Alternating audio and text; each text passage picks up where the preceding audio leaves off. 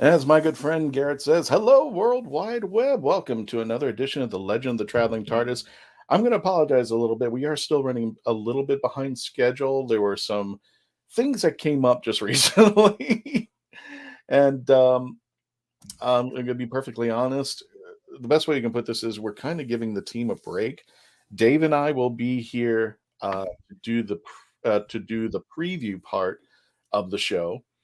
Dave's just getting his audio and stuff Hi. together. Hey, Dave. But want to thank everybody for joining us here at the Legend of the Traveling TARDIS. Don't forget to go ahead and subscribe right now while you're waiting, while we're getting ready and set up. YouTube.com, the Legend of the Traveling TARDIS. We're not 65 people away from 2,000. So now is a good time. And we were hoping to reach 2,000 by May 19th, which is our 10th anniversary. But if you want, right now, I mean, while you're waiting for us to get our act together for a better term, go ahead right now over at the go ahead over to the YouTube channel if you're not there already, and subscribe. YouTube.com/the Legend of the Traveling TARDIS. And don't forget that Melanie is offering a free Doctor Who 10th Doctor bobblehead. If we hit 2,000, we're going to select one of you, and one of you is going to get that bobblehead for free off there. So what we're Me. yeah, exactly. Yeah, unfortunately, present company cannot get this. That means anybody who works on the show, but you folks can, by all means there. So don't forget to subscribe right now to the Legend of the Traveling TARDIS. Just while you're waiting for us, go over to the YouTube channel and go ahead and subscribe. And you can chat with us while we're getting there. I'm going to say hello to Ramona. We're saying hello to Graham. Yep. Hi, everybody. What we're going to do right now is beforehand, if you've been through last year when we did the review of the Flux, which was actually done by me by myself for the most part. There were some really cool people out there. I did an episode. Yeah, you did an episode. True, Shirley I did an think. episode. I think there were a couple. Yeah, randomly there were like one or two people who came in and helped me out there. And then for I think 2 episodes it was just me for like a 3-hour run through everything. Hey, Mark, for a 3-hour run of everything out there. So we're going to be doing a review. We'll be showing the trailer to the Legends of the Sea Devil. For those of you who may have not caught it as of yet, Legends of the Sea Devil brings back the classic Doctor Who folks. The classic. I told you it's somewhat. I'm not even used to this. This is like what 2 in the afternoon, 1 in the afternoon, almost 2, and everything we do is at 6 p.m. on a Tuesday. There, review fam is back. Yes, which is basically just a couple people. And hi, Rachel. Hi, thank you for joining us here at the Legend of the Traveling TARDIS. Review fam is back. Now, I just want to keep in mind for those of you who are joining us, we're going to be doing a preview and a viewing, which means that once it premieres at 2:10 Eastern Standard Time on BBC America, and I might be actually here doing that solo, you get to watch our reaction. And if you are watching on BBC America, you can watch it with all the commercials while I'm watching it in real time. If you've seen it already or haven't watched it or are going to pull it up on your iPlayer, your BBC iPlayer, I'll let you know exactly the moment where I hit and when I hit commercial breaks out there. So 6:40. Yeah, I know it's it's 5 hours from there. I thought they were doing it simulcast. That's why I thought that this was an odd hour, Dave. It was like 2:10 in the afternoon. I had to like verify this like 3 times. And it's like, why such an odd number? And I think it ends like, and I looked at the DVR and it said that it ends at like 3:41 or somewhere in an hour. I'm like, what is this? As I say, Rachel, I am a fan of Doctor Who. Yeah, well, hopefully we all are at this point out here. So thank you, Rachel. We're going to be doing that. Hello, I'm here. Where's Tom, the guru? Yeah, our hashtag guru is not up as of yet. I don't know why. So that might be a good thing at the moment out there. But ladies and gentlemen, again, please subscribe if you haven't already. We'll be doing a little bit of the preview stuff out there. Of course, after which, if you look at the screen right now, we will be switching on Tuesday night when we were actually doing the review of the Legend of the Sea Devils, which our team will be back. And first of all, I want to wish everybody out there right now happy Easter. For those of our friends who are celebrating out there, happy Easter to you all, which is one of the reasons why you don't see Let's just confess, you don't see any of the team out here. They're doing their own stuff with their families, and I'm just glad you are able to join us today. No, it's a family thing. They got, you know. It was the same thing about the holidays. It was the same thing as like Christian. They wanted to do the episode, but there was nobody. You know, it's like, well, I'm with family. I'm like, I'm not going to begrudge you on that. Spend time with your family. But Dave and I have no family, so we're fine. I have family, but my dad's going through some stuff, so I don't get to see my parents and the rest. My siblings and I did yesterday. Oh, well, everybody, the live chat's available. Do you have access to the thing yet? No, I don't. I have no idea what's wrong. You may have to check under Teams on your end and see if I'm even still there. Well, there has been some kind of issue with the StreamYard link, so I'm not even... Maybe. But it's like, I log in, and I should be able to log into... I should have been in with this. Like, I should... You're right. That shouldn't have been the link. It should have just been, I'm logged in, I can see it, and I can't. As we say on every episode, if we don't have at least one technical issue that comes up at some point in fashion, it's not a good episode. So it's just really been just really strange. So happy Easter, everybody, to you all. We're still working out technical bugs. That's why the banner is still up out there. But please continue your chats. We're going to go through your chats as we get everything established, and we will be running that in just a moment. Can I ask, I don't know when this is on tonight and what time does it go live? Now, it really depends on where you're at in the Tengoob. Here in, or at least on the eastern coast of the United States, here in Florida, this is going to be premiering roughly about 30 minutes, a little less than that, at 2:10 Eastern Standard Time. Yeah, I would think you would have to check with either your cable provider or if you're in the UK when it's going to be premiering on BBC America. So let us know where you're at in the Tengoob, and if somebody happens to be in the area, we'll let them know out there. Rachel said, "Yep, 1:41 p.m. here in the US." Where are you? You don't have to say which state, but just like what standard time? Because time zone, yeah, what time zone? No family walking distance. You guys want? Aw, Ramona. That's cool. Love you, Ramona. It is we're doing military time. Okay, so in the UK, it's going to be premiering at 7:10 to 8 o'clock East UK time. Oh damn! I better get ready then. I'm in the UK. Say hello to Graham Krause. The new look. Haven't been around for a while. Canada, 9 p.m. tonight. Is that right, Dave? I have no idea. I'm gonna have to watch it. I don't have cable anywhere, so I'll be watching it on Crave tomorrow. No problem, Nintendo. Just you're very welcome. And if you happen to be on the YouTube channel, or if you want to go right now, please go ahead and subscribe to our YouTube channel. It is up. What I'll be doing right now is in just a moment, I'll be releasing the main screen so that we can show everybody a preview of the trailer that we got. And then we'll comment on it. We commented on it before, but now that we kind of know a little bit more about what's going on, No Time Mustache group stream. Yes, there you go. And 1:45 here, Rachel. Rachel, are you? I'm assuming you're on the East Coast because it's 1:45, 1:46 right now on the East Coast at this moment out there, and it's going to premiere on BBC America at 2:10. So without further ado, let me go ahead and run the trailer for the show. Hang on a second. It might show up your screen. Oh, okay, you got your screen off there. So hang on one second. Let me do that. Add it to the stream. And so professional am I.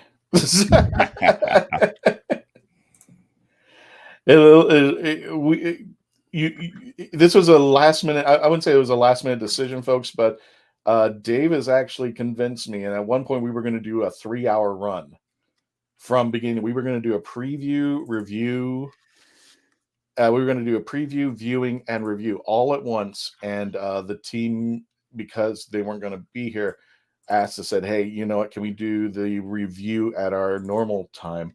So I said, you know what, I want to do the live stream with everybody who's available, who's going to be watching it live, or who just wants to join us while we're watching it live out here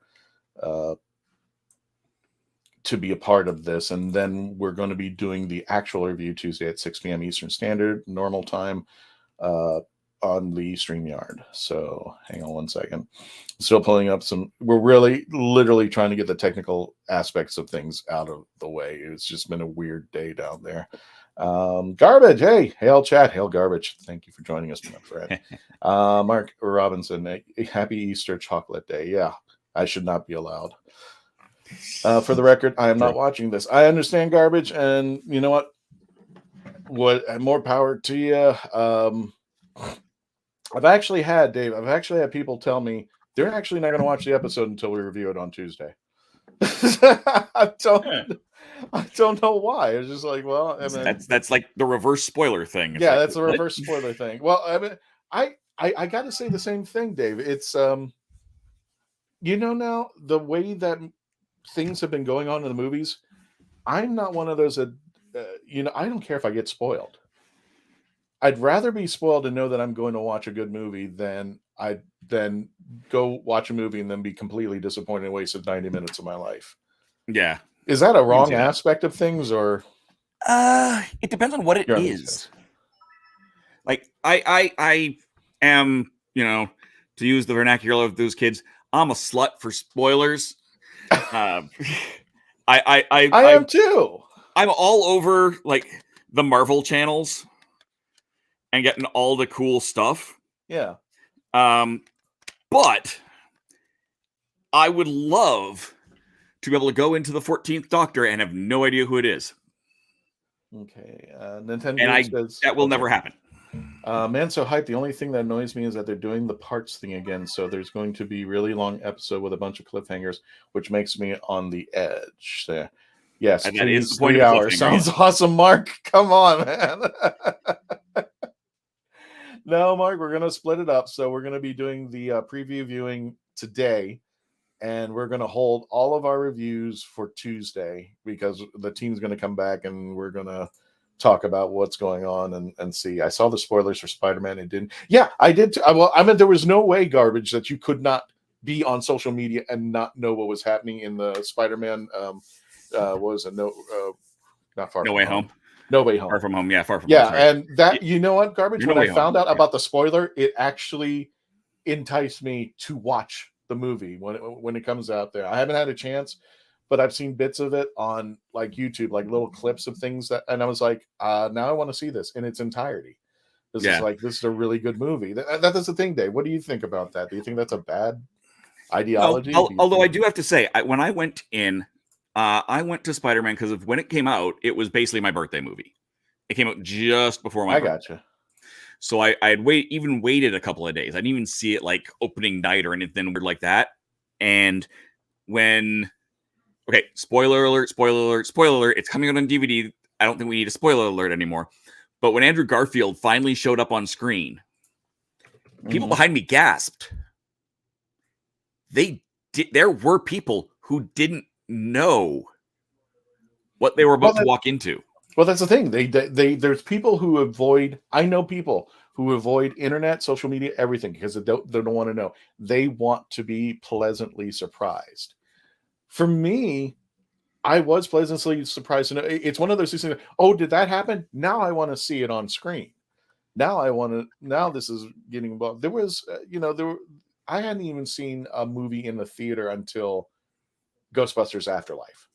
And the last time I saw a movie in the theater was something that it takes a lot for me to go to a theater now than just, this is being released out there. The movie before Ghostbusters Afterlife was Deadpool 2 because I was such a big fan of the first one. I loved it and said, well, I got to see Deadpool 2. That's not even in question. But Ghostbusters, I didn't even see, nothing even piqued my interest, nothing Marvel or anything until like Ghostbusters Afterlife showed up.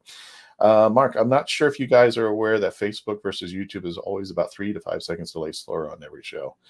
Yeah, I knew about the delay, and unfortunately, Mark, there is absolutely nothing we can do about it. It has to do with StreamYard and whatever goes on with it. So we apologize in advance things like out there. Speaking of apologizing in advance, please like, share, subscribe, get our numbers up. We are just less than 65 people to subscribe to our YouTube channel away from hitting the 2K number. That's it. 65 of you just got to go over there, hit the subscribe button, hit the notification bell. Plus, you get a show every week. It's like having a personal convention every Tuesday night at 6 p.m. Eastern Standard. Like the bit where MJ died. Oh, well, there's another spoiler.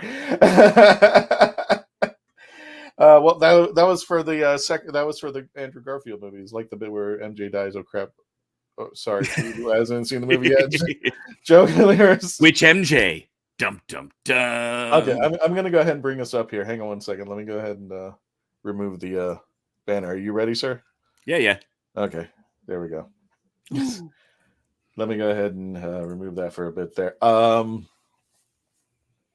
I won't say who my friend is, but they would get into big trouble if they revealed it. So let me tell you just something I thought was funny. Anytime there was like a new episode, The Walking Dead, coming out and they would premiere on TV, he would intentionally go to his social media, type in the following: "I can't believe she died. I can't believe that." And people would just erupt on his sites. And it's like, nobody died. He just wanted to test out the waters to see how people would react there. Yeah. And he was trolling them. But it's just like, people, there are people who are very sensitive about spoilers. And they're like, who died? What? I'm like, nobody died. Nobody died in the episode out there. Yeah. Well, you got one more, baby. Thank you, Nintendo. That's just how I pronounce. So I'm sorry if I mispronounce it. Nintendo. Thank you so much for subscribing out there on our YouTube channel. Well, hello there. Okay. Who's your favorite Doctor Who characters? Wow. All of them. Well, Dave, and she says characters, so it does. That's not like that just like opens, your favorite companion. Now that's just a whole nother level. The show starts in 15 minutes, so I'm just like, I don't know. That's another episode for a time. But if I were to like list my top 5, if you're referring to the Doctor being as a character, Capaldi's Doctor, Eccleston's Doctor, Tom Baker's Doctor, Nardole, who's become my favorite companion in the reboot, of course, Sarah Jane Smith, and then I'll throw in Leela, because I thought she was a lot of fun. She was a great companion to the 4th Doctor with that out there. Good pronunciation. I don't know if you know, I like Nintendo and Doctor Who. I think that's where I got the mixture out there. So Nintendo. Yeah. Nintendo. I tried to get it. For me, I think Ace, without a doubt. No, yeah. Doctor-wise, that's a good question. Yeah, for 60 years of characters, it's a tough, it's like it's like asking that mom, what was it, 19 and counting, to pick your favorite kid. So sure, go for it. I would have liked to have seen more of Sablon Glitz. I know why Mark likes the special weapon style. Like he's a geek when it comes to that, and his favorite character is K9. And K9 is cool. My favorite character still got to be Rory. Not gonna lie, no, don't. Yeah, no, he's got. Nintendo, have you heard the Big Finish audio? I haven't heard the last line of audio yet. Specifically Rory as the Centurion. So that's something to check out. And if we're gonna include Big Finish, I have to put Iris Wild Time in there. There you go. There we go. You're jelly baby. I had to do it for this moment. Plus, I was shopping yesterday, so there we go. Oh, it's an orange one. There you go. Yeah. Plus, this is going to be a long episode, so yeah, it's true. Have to watch. I have not had a chance to see the Sarah Jane Adventures, oddly enough. But one of the neat things that kind of came out of that show, there was a one-line one-off, and this kind of comes back to Ace, where she mentions Ace and what Ace has been up to. Well, that one-off line that she's been doing this charity work led into a trailer advertisement, basically, for the next season of DVDs or Blu-rays, I guess, where she's like running this multinational charity. Yeah. Which then led into her book, which is called what, Christian? At Childhood's End. At Childhood's End. which Christian, for the life of him, could not get. But yeah, so that whole book is absolutely brilliant. We did get to interview Sophie and then review the book. So look those 2 episodes up. That's my favorite. And oh my, and it's, I swear to God, she, especially if you listen to the audiobook of that, Sophie does the best possible 13th Doctor you could imagine. Mm-hmm. So if Jodie doesn't do Big Finish, although it sounds very much like she's going to, get Sophie to do it. And she also had a just embodied Sylvester's Doctor. Oh, you know what? If you guys get the audio, and for whatever reason Jodie doesn't decide not to do Big Finish, get Sophie Aldred. She's spot on 13. Exactly. She's absolutely, yeah, Mark. We love Ace. She is absolutely spot on 13. She hits it not only vocally, but mannerisms. She's nailed it. I'm just like, God dang, girl. Well, if she doesn't do it, that's the case. Speaking of which, but let's go ahead and bring in the trailer. Let's go ahead and run that. And let me know if the audio is working there, Dave, because you can't hear it. Yeah, I can't hear it when it runs.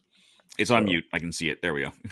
Here we go. Everybody enjoy. Here's the trailer for The Legend of the Sea Devils. Sea Devil. Looks like that friend that I went to high school with. Coming straight for us. That's impossible. Makes sense. I should look. Madam Ching! Pirate Queen! Where's the crew? That'll be us. We don't stand a chance. Yes! Did you just stand up like this? You're like a kid sometimes. Thanks! Say hello to my crew. The world has been disrupted. Because of you. Because of what you unleashed. You want to create chaos. It is our time. Man the cannons. The ship is going down. Down!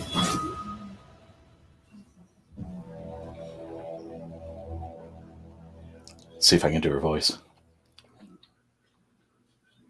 Don't forget to subscribe to the official Doctor Who YouTube channel.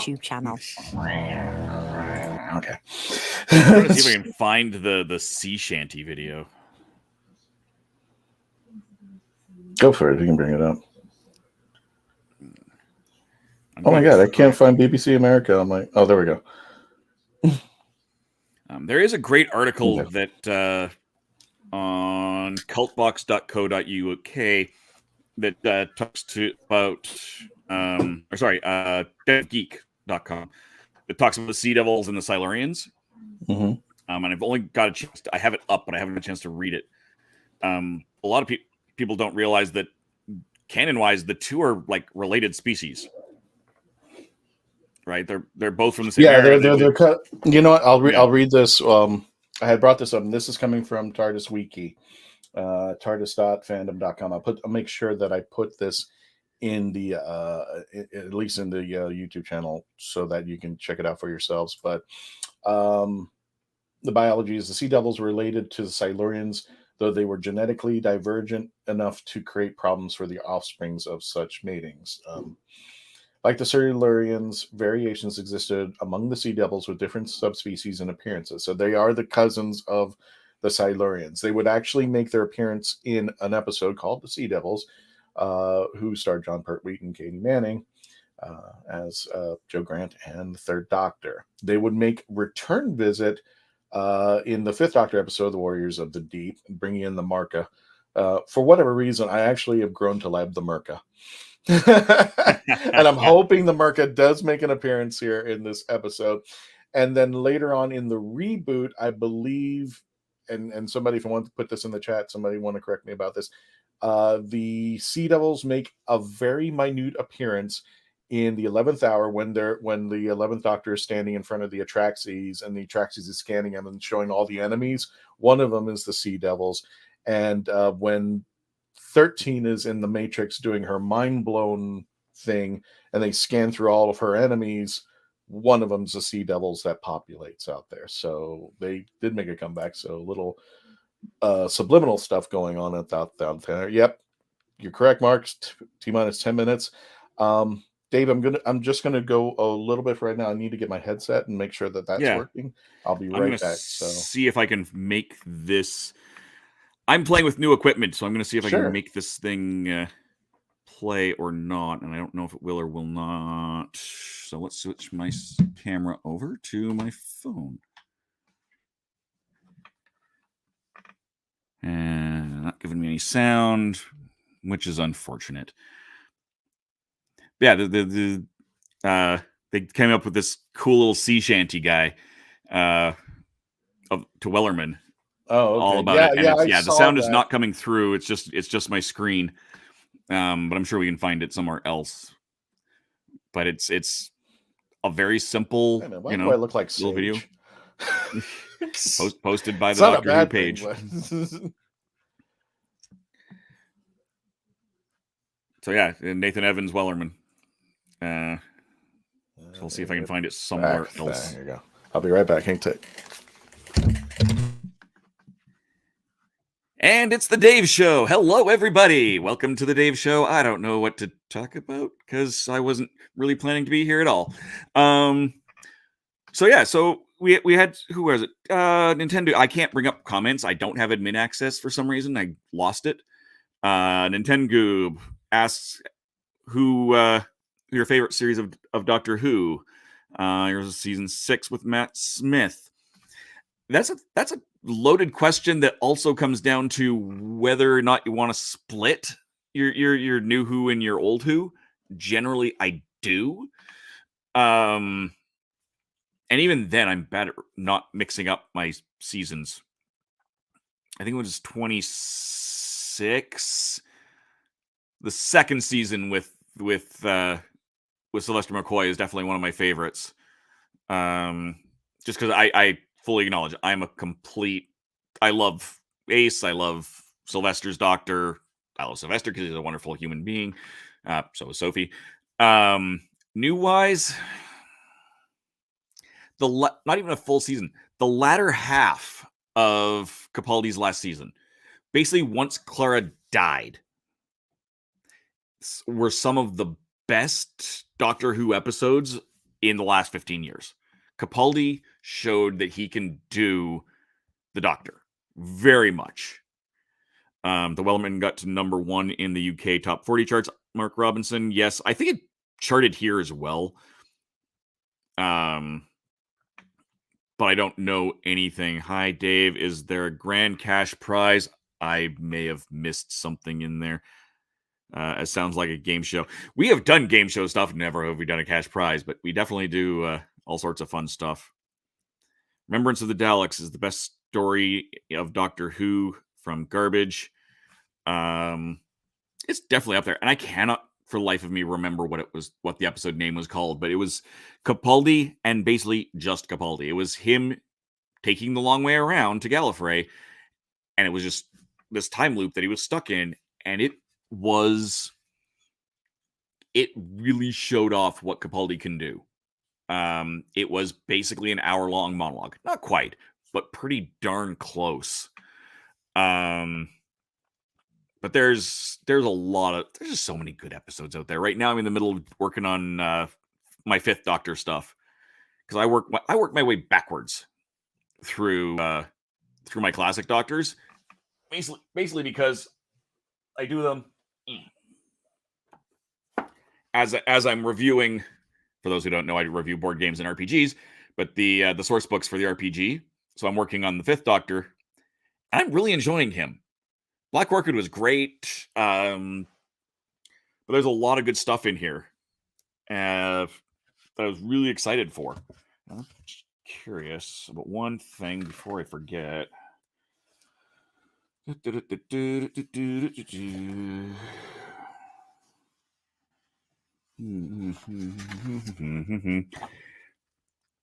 Yeah, Sea Devils do show up at some point, and I have not got to that episode. 127. Like, I thought they did. Yeah, the Sea Devils show. Silurians and Sea Devils looks like. Or they're at least mentioned? Where am I at here? Maybe that was a further. Oh, that's under further adventures. Here we go. Warriors of the Deep. Yeah. There we go.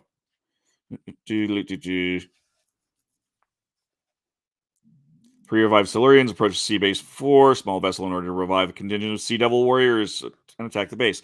So there we go. So you get the Silurians and the Sea Devils in the 5th Doctor story, Warriors of the Deep. Or at least I think that's where I'm at. I think I'm in the real ones, not just made up adventure. Somebody was about to die in my household. Yeah, that's a bad plan. That's a bad plan. My earbuds were unplugged. Found on my no. Why would you do that? So, sorry, Dave. I literally just walked in there. All good. I've been kind of rambling on. There was I haven't maybe finished the 5th Doctor source book, so I can't tell if that was an actual episode with the Silurians and the Sea Devils in the same episode, or if it was a more adventures one they made up, because I just haven't got to that part in the book. Favorite Warriors of the Deep. Mine's is we're T-minus 2 minutes before the premiere, and it's ending with Eve of the Daleks with the fireworks scene. I gotta say this, Dave. I have no idea why those two hooked up. I really. I was like, how did those two hook up at the end? I was just like, I would throw her in. Jamie, can't wait either. Don't forget to subscribe to the YouTube channel if you're on there. So it's wrapping up. It's got 2 more minutes. Hi, Dave. Is there a grand cash prize? Was this? No. Now he can bring stuff up. I did go through some of these comments already. My friend actually uses Monopoly money. He goes like, yeah, I'll give you 100 Monopoly money. The Wellerman got to number 1 in UK top 40 charts. Garbage says, Remembrance of the Daleks is the best story of the Doctor Who, in my opinion. I know that this is probably not PC, but everybody knows that Talons of Wing Chang is my favorite. Next, right with the Day of the Doctor. Heaven Center Hellbent says garbage. 1 minute to go for me. Yep, nothing good. Yep, I'm getting ready. I swear these two, I don't know how they got together. I would have thrown her at the Daleks and kept throwing her at the Daleks during the show. According to Wikipedia, it was Peter Davidson's birthday on the 13th. Yes, it was, and it was also Peter Capaldi's just recently. I haven't gotten to the birthday chances of yet. I'll be doing that on Tuesday. I'll be hitting up the birthdays of everybody who's passed up. But yeah, both Peters had a birthday out there. Matt Smith is your favorite? Garbage, who's your favorite classic? Or is that your all-time favorite? 2 minutes for me. Yep, Jamie. Yep, we're getting ready. Right, gotta go, guys. Garbage. Well, if you're already gone, we'll catch you on the other end. Thank you for joining us today and giving us the support. Going to watch Pertwee. See you next time, whenever that'll be. Garbage. I'll see you next time, too. I was sad when I saw Doctor Who is not on Netflix. I know, Doctor Who's just bouncing around all over the flipping place. I'm just like, It was on Netflix. It was on it's still on HBO Max. It was on Amazon, and I don't know if it's still there anymore. And now I think I could swear one of the I got to check it again. I think Tubi or one of them got it, and they have both versions, but you got to pay for it. So it's just like, okay. Yeah. Going to watch Pertwee. See you next time. Today's grand prize. Wait for it, folks.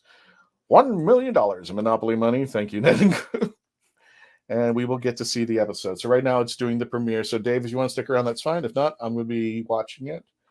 I'm going to dump out because I don't get to watch it. So then unless you want to stay with these folks and chat with them, that's fine by me. I might pop back in.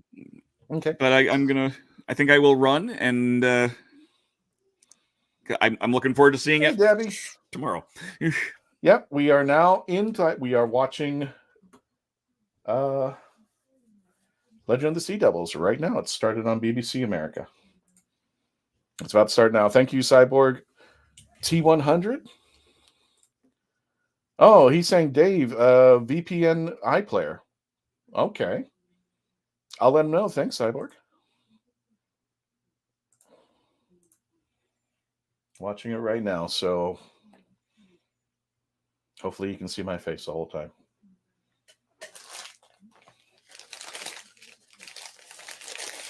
Got to make for a new tradition. Jelly babies. Enjoy.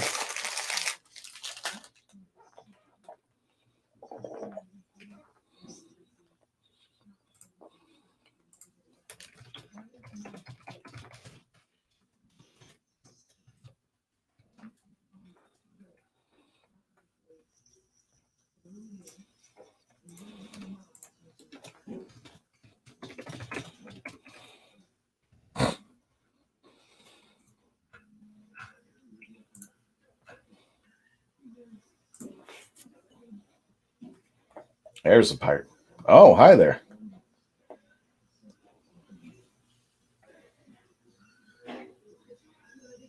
Okay, that's a cool statue. Thank you, Debbie.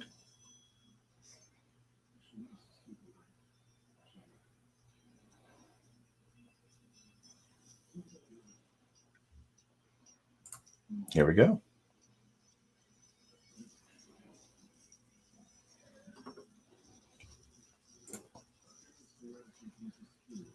Oh, hey, Mark. Okay, got it. I didn't know. Sorry.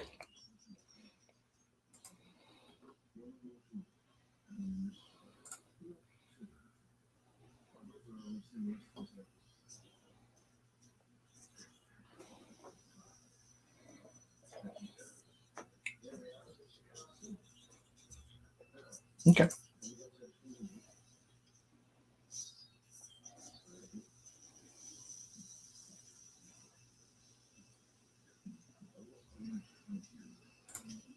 Thanks, Debbie. I thank you for the share. I saw that. Thank you.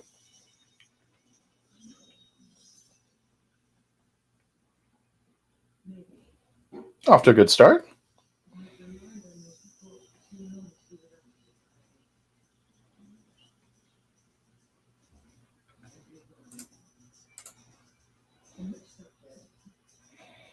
Now, anybody, I think this is the second to the last, right? This is not the. She's not going to be regenerating here. She's going. This is something she's going to be regenerating afterwards, right?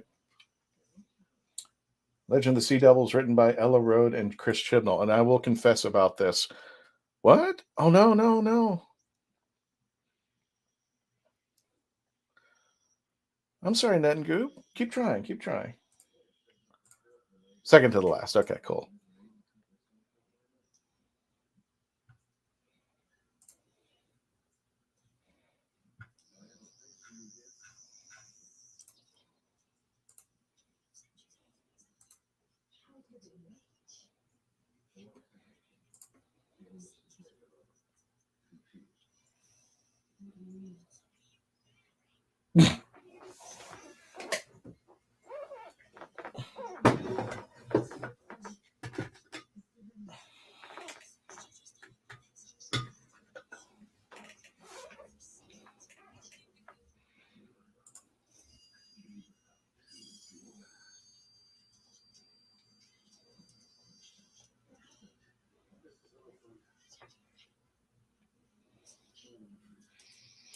Dan, I know they mentioned this, so this shouldn't be a surprise that Dan looks like bad Pirates of the Caribbean.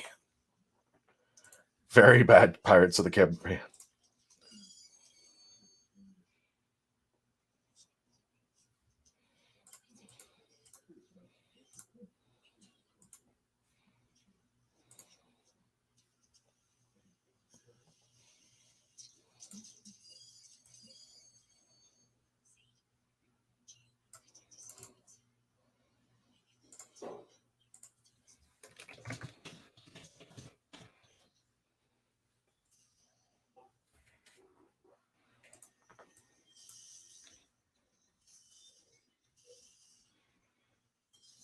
Sorry, I'm trying to silence, for a better term, I'm not trying to be mean, but I'm trying to silence everybody who's chatting with me right now. Christian, are you watching it right now? Yeah.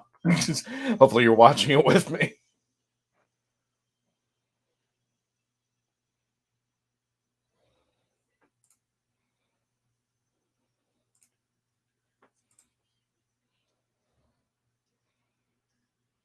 Yeah, it's on, James. Well, it's on, if you're in Eastern Standard Time, it's on BBC America right now. It's premiered.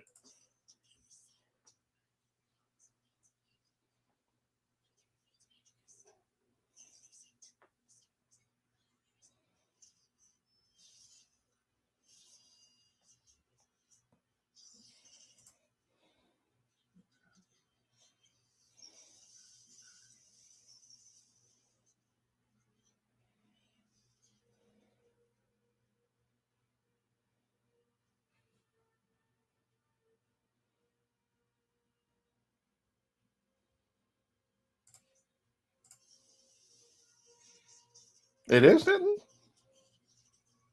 So it is being simulcast in the UK. Okay, that's probably why the time change. Right now, it depends on where you are, Jamie. If you are in the UK, according to Net and Goop, it's on right now, BBC America. Right now, we're watching it as it premieres on BBC America. So I apologize. Either that or it might be on the BBC iPlayer, but because I don't have that, if anybody has information on where Jamie could watch it, by all means, hit it up.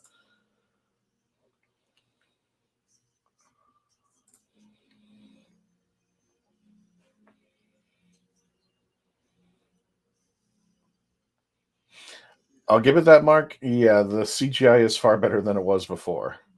Some of the CGI that I've seen is kind of ugh.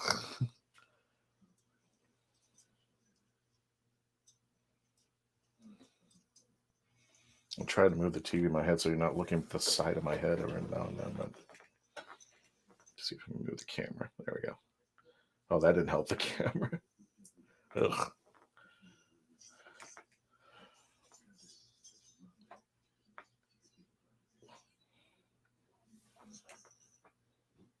And if you're just joining us, we're doing the watch party right now. Unfortunately, I can't show what's going on, or else, those little copyright strikes that come. Wow, this camera is just not helping me today. But I'm watching right now. You can see my reaction. By all means, you can put your reaction. All I'm asking is if you're going to give a reaction or anything out there in the chats, please keep it spoiler free until other people get a chance to see it. But if you want to say, yeah, I like that, or whatnot, by all means, go ahead. I'm watching it right now on BBC America. Yes. If anybody can give Jamie some advice on how they could watch this episode, by all means, just shout it out in the chats. Help them out.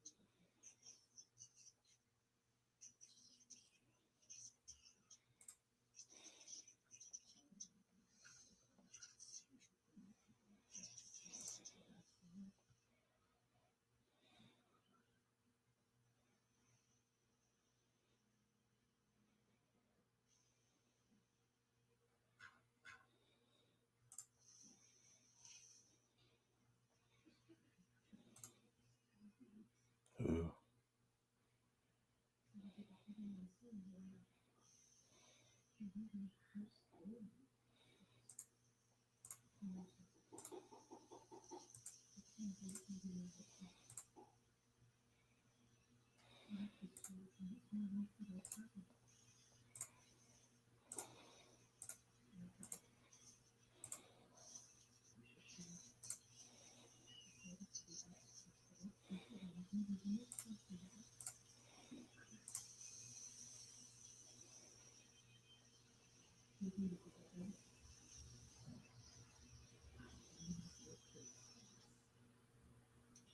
Okay, we're at a commercial break right now. And speaking of commercial breaks, we're going to go to a commercial break. When we return, I'll give you a little bit about the commentary that what's going on when we return. Please continue to stay logged on, tune in, and become part of the legend. Here we go.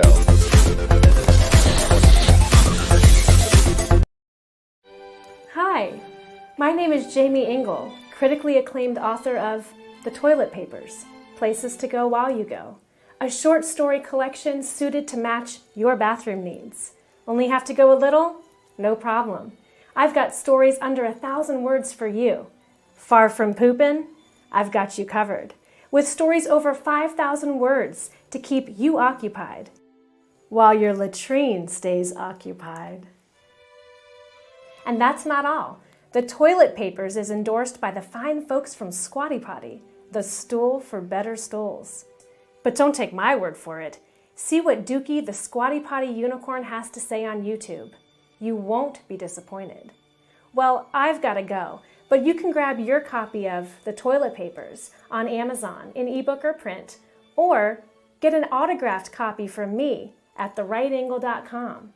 And don't worry, I promise I'll wash my hands first.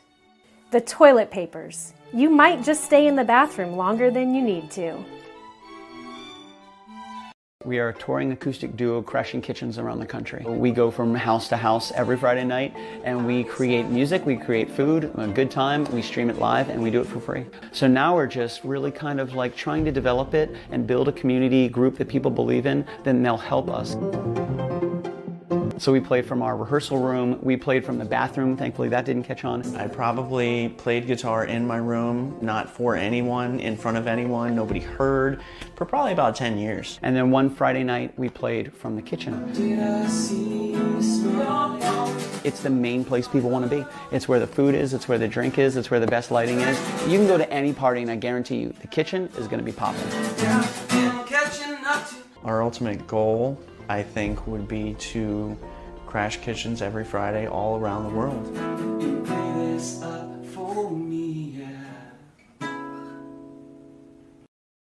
Meet the Doctor. I'm the Doctor. But not the one you were expecting. All right, sexy. It's time to go home. Doctor Who Velocity. Streaming now.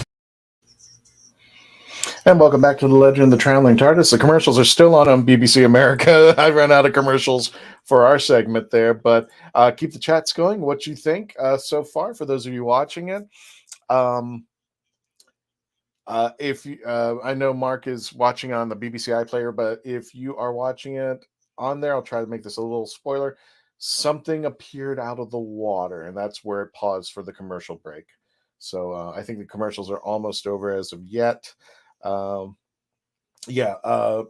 there's only one episode left, I believe. That's going to be the regeneration. Somebody, spoiler, if you just want to, cover your ears for 1 second there, there might be a hint that something regenerative will happen. That's what somebody had told me. But yeah, she's got like one more chapter, I think, and then she regenerates at the end, of course. Oh, hell yeah, the Sea Devils have a ghost ship, baby. Okay, the episode's back on. For those of you who are watching it, we're on an island. Dan and there's the sun are out looking at the beach. So that's where we are right now.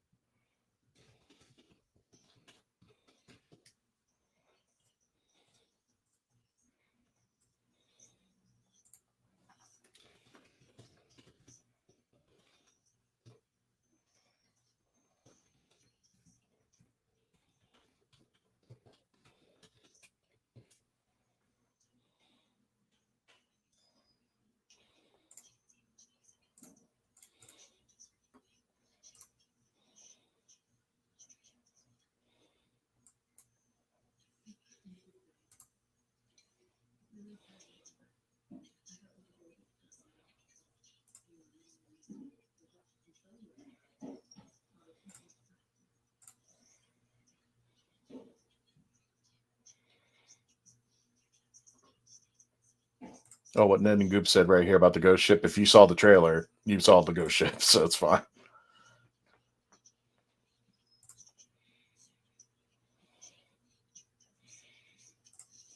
See, that's the problem, Debbie. I don't know if BBC America has a tendency to cut episodes for the commercials. So I don't know if they're still cutting it, and there's no way to tell until we see on both BBC and BBC America. But right now, I'm going to assume they're trimming the show. Hopefully there's nothing pertinent to the episode that is important here.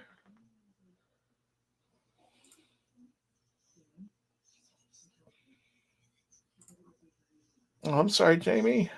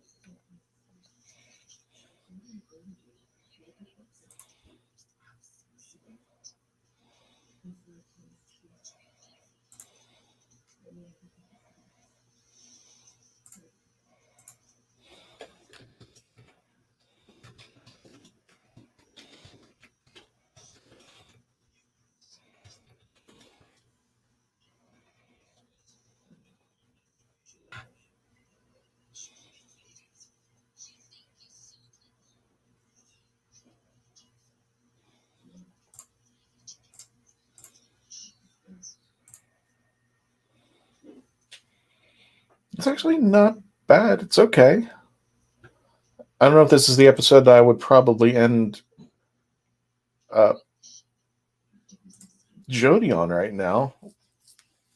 But so far, there's nothing bad about it. To answer your question, Jamie.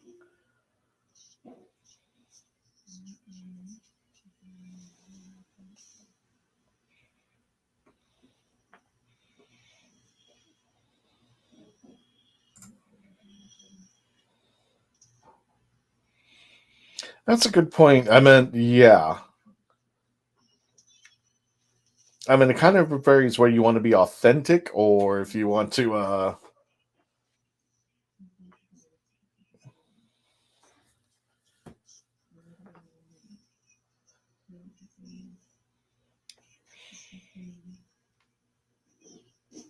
don't know criticism, but just like, yeah, it looks like.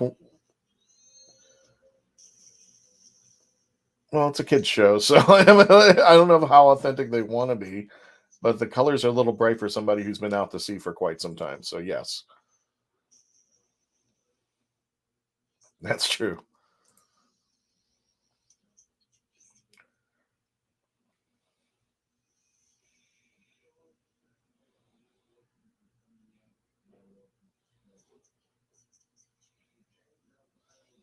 I'm going to say this too. For every time that there's always been a co-writer with Chibnall, the episodes have been better. Maxine, who wrote when we were talking about Doctor Who Flux, Doctor Who Flux, I wasn't too crazy about, but the fourth episode, which was the village of the village of the angels, I actually enjoyed immensely. And it turned out it was the only episode of Doctor Who Flux that was just not written alone by Chris Chibnall. I forgot her name. I think it's Maxine Alderton co-wrote the episode. It's like, it's good to know that somebody keeps him in check when the writing's not that great, when he does it on his own. But that's my opinion on that.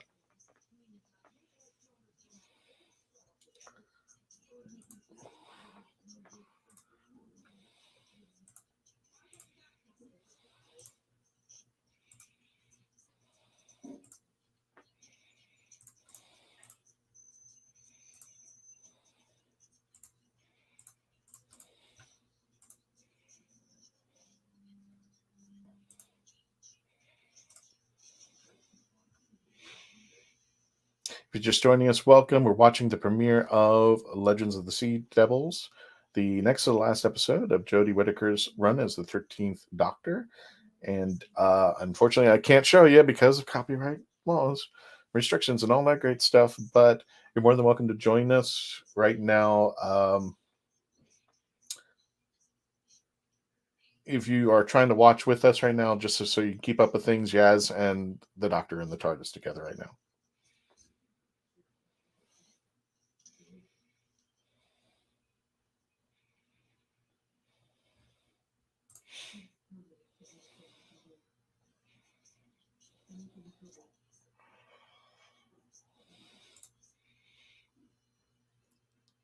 I'm actually going to say something a bit different on that. If you have a moral to the story, and I've said this in previous episodes, if you have a moral, it should be wrapped up in a great story so people don't even think that there was a moral that they were learning, because they were so embraced by the story itself that they love everything out there.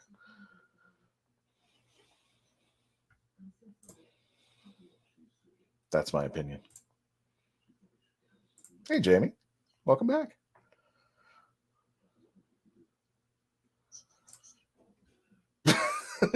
Doug, what? Not on this. Not on. Please don't troll on this. Nice.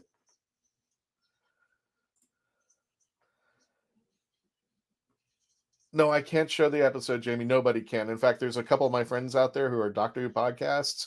We can't show the episodes. We will be copyright strike. That hurts us in the end, because if we show any of the episode, we could be struck, and 3 strikes you're out as far as YouTubers are concerned. So, Jamie, I just got to let you know. But we're watching in real time. We're just giving reactions. My other friends are the same thing. I think TARDIS is doing one. We're doing one as we're doing it in real time, but unfortunately we can't show the episode, otherwise we get copyright struck, and that hurts our channel. So I apologize for that, but if somehow you can watch the episode, let me know where you've gotten the source, and I can I hope that's the marca. I hope that's... Boy, I didn't want to say spoiler. Hey, Doug, yeah, thank you for sparing my channel, Doug. Appreciate it. Oh, there's no need to be sorry. I know a lot of people believe, and we're on a commercial break, so I might run a few commercials here. But yeah, we can't run the episode. If I could, Jamie, believe me, I would be showing it. It would be in the little box corner somewhere. We just got to be careful. That's all. Oh, I appreciate it. Thank you. So I apologize. We can watch it, so we do as a watch party. Unfortunately, all my team is on Easter break, so they're taking care of being with their families right now. So I'm the only one right now viewing the show. We're going to be doing the review on Tuesday there.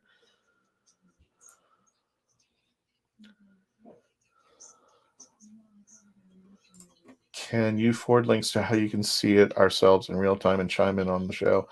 There have been some links out there, but all I can say is if you're watching right now in the UK, Doug, it's BBC. It's BBC. If you happen to be in the US, BBC America, and right now they're on the commercial break. So just giving right now, just giving our preview and view of what's going on right now. We're going to be doing a review this Tuesday. So Jamie, I welcome you to come this Tuesday, 6 p.m., where you can, if you get a chance to see it before Tuesday, you can come to us live and talk about what you saw. So, and everybody's welcome on that one. Oh, really? I am so sorry, Debbie. I'm sorry about your daughter. She really got scared of the sea devils? I did that one scene that just happened before the commercial break. I could see where it could freak somebody out there. If I was a kid watching that, I could see. BBC America, yes. And right now we're on a commercial break. I'm just going to throw in one commercial. Hang tight so that we can keep our sponsors happy while we do this. So let me go ahead and run one commercial.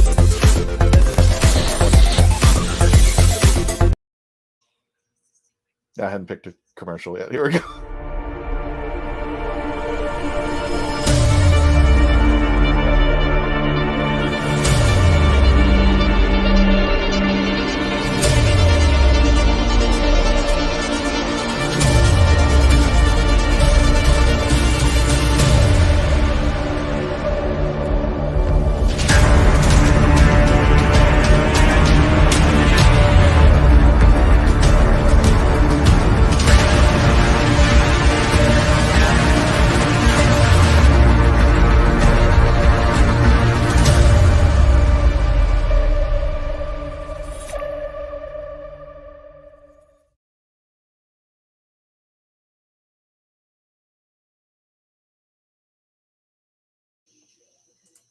Thing is, it already launched and it's still kind of in the beta phase, so they're still working on it. So Mort the Fat Viking is going to be working on that. Hopefully we will be doing Doctor Who Worlds Apart here. And don't forget, you can get free Pandex just for subscribing over there. DoctorWho-WorldsApart.com. You can subscribe, you can join up, sign up, and collect Pandex, and you can actually get cards for free. You can play for free. But if you want the good stuff, yeah, you might have to spend just a little bit out there.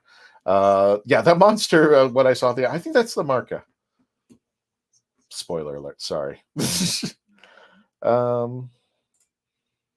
Mark, what's that link? Filmon.com. If that's a link where people can see it, go for it. Just be careful. Mark's put it out there. I just want to make sure everybody's cool. They're still doing commercials. Good grief. Reminds me of the one where one with Cabaldi and Bill on the Tans. Yeah. I could see what you're saying. Yeah. But that was a big fish. This was something a little different this time around. So, but the thing is with the CGI, and I understand that, and hopefully now that Sony has bought Big Bad Wolf, hopefully we'll finally get the revenue and the budget that we need to support the stories that they have for here. So we're back right now. Those who's joining us, it's Dan and the captain on the ship right now. Yes, the one who flipped him over.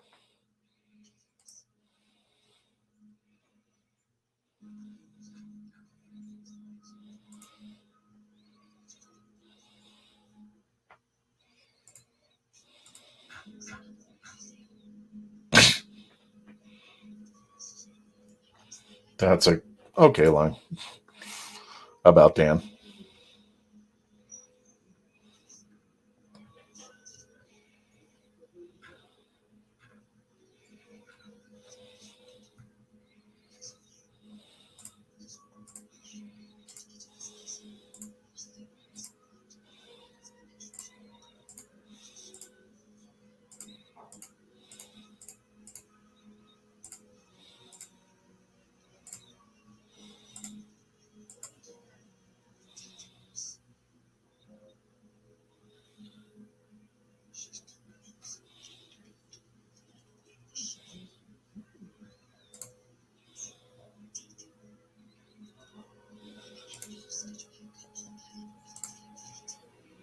Ill. Okay.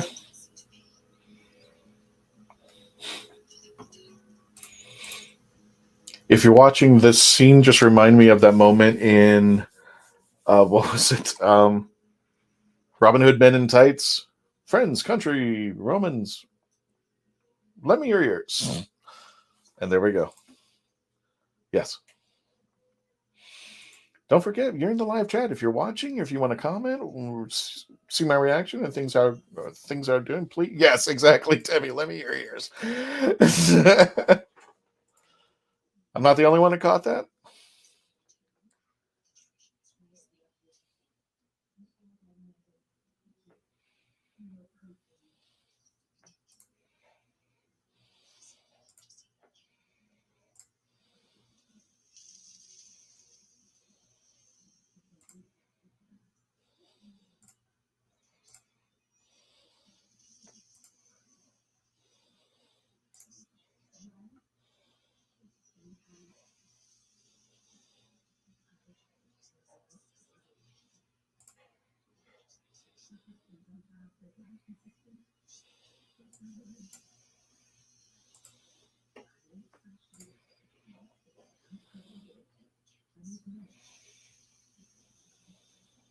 You might be, Debbie. My phone's just a little slow, so I might be behind everybody.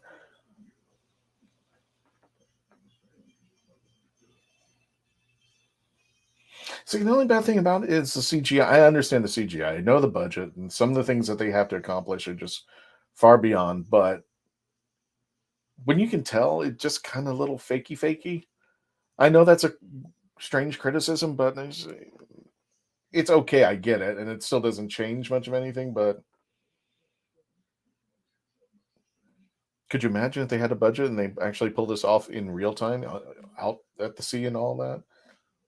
And I know COVID's still a thing as far as Hollywood and such, so this might be hard to pull off, but hey.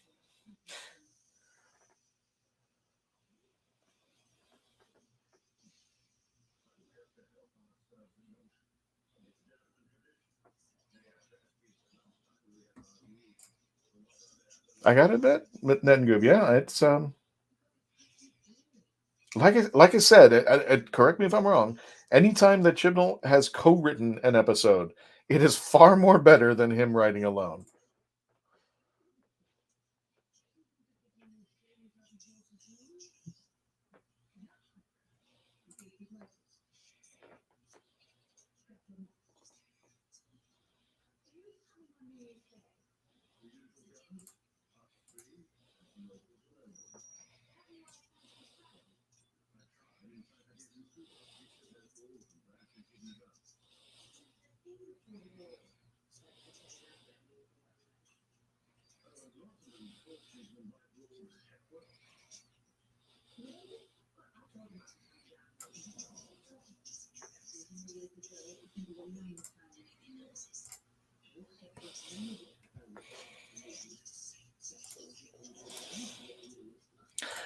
So it looks like my friend Noel, who runs the TARDIS Zone, he's watching it too. He's doing a watch party. So he's sitting on his couch watching the thing. So he's doing exactly what I'm doing right now. So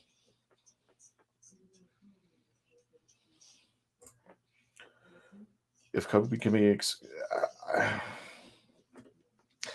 what's the term? I'm not a scientist, but I got COVID. I know from what friends have told me who know this, and I'm not a specialist. I'm not telling you what to do or anything of that nature.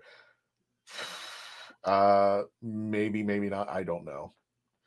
But I do know, I'm still a little on the safety side, so I confess, but I'm just like, yeah, I think I live in Florida. So if that tells you anything, sci-fi is life. Where kind of things stand right now. So sci-fi is life. Thank you for joining us. Don't forget to like, share, and subscribe. See if there's a lot of people coming in, a lot of chat still. And if you want to talk about what's going on right now, by all means, I believe everybody in the UK is watching as well. Agreed about you? Well, yeah. Tell me if I'm wrong. I meant, which episode has he co-written and it just kind of went, with the exception of something called Orphan 55. Yeah, Debbie, you got a point there. Yeah, the fog conceals CGI sins. Yeah, it's still a nice thing for what they've tried, for the budget that they have from BBC. I'm like, how much can you complain about that? But yeah, how much better would it be if they had a real budget?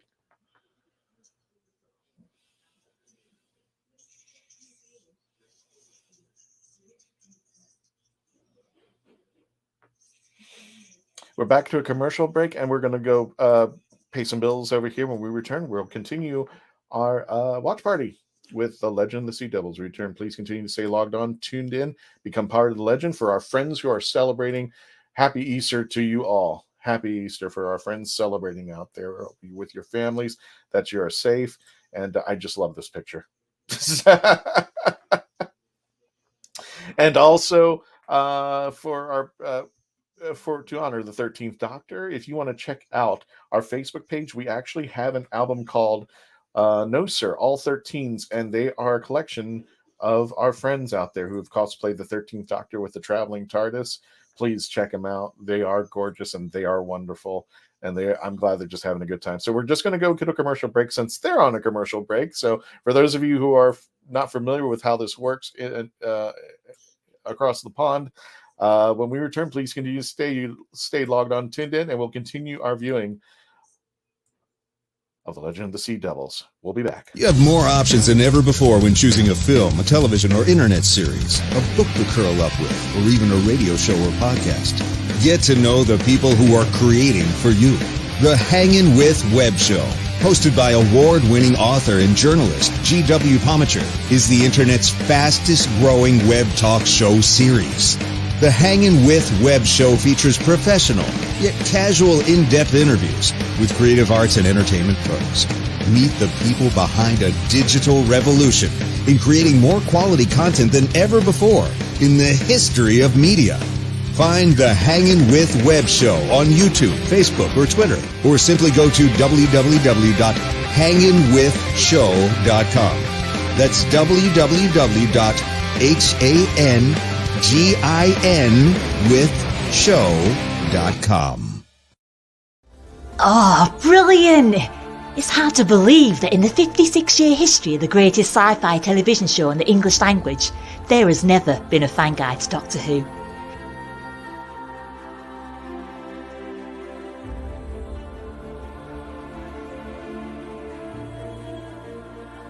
The official books might give you what they think you need to know, but only a guide written by a true fan will give you what you really want to know. Join WHOvian, the brilliant Mackenzie Flaw, as she takes you on an intensive journey inside the world of the first female Doctor. In the Binge Watcher's Guide to Doctor Who, Season 11. Right, let's get a shift on. The massive audio Doctor Who Bad Wolf Bluetooth TARDIS speaker. That's all I gotta say, one word. Wow. It looks like it just jumped right off the screen. Here it is in all its Bad Wolf glory. Right here is the on-off switch and the up and down volume. Right here's the speaker. The TARDIS stands about 6 inches from the bottom of the TARDIS all the way up to the top where the light is.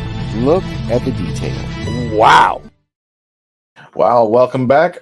BBC America is still doing commercials. I don't even have enough commercials to cover what they've got. So, ladies and gentlemen, welcome to the Legend of the Traveling TARDIS. My name is Christian Basil. I am the host of this show, and thank you for joining us. Don't forget to like, share, subscribe right at the bottom, youtube.com/the Legend of the Traveling TARDIS. And don't forget to check our Facebook page. We just need, now it looks like it's less than 60 of you to subscribe, and you can get us to 2K. And if we get to 2K before our 10th anniversary, which is May 19th, we will be giving out a free 10th Doctor bobblehead. So if you help us get to the 2K before May 19th, hey, if you get your friends to subscribe, we would like to get more people in here because we would like to have more representation for all the WHOvians out there for you. We're back, and for those who are with us, the Sea Devil walked into a room, it looked like, and Yaz and the 13th Doctor are talking. Please continue to chat online if you'd like. Where it goes. Sci-fi is life. Yeah, at the end of the day, that's all we can do. Yeah, that's true. And then Goop, happy Easter to you all. Yes, thank you for joining us. Never seen the pic before. Love it. Yeah, and there's more of those, just 3 of many. And the facebook.com/the Traveling TARDIS. And the album's called No Sir All 13. So you can check out all the and there's a few guys out there who've cosplayed 13. I'm lucky I don't have ads when I have player. Oh, shush. Just our commercials keep the lights on in this room. So happy about that. So I'm trying to get back to the show. And please throw your chats in there, your reactions. Just make them spoiler free, please. That's all I'm asking.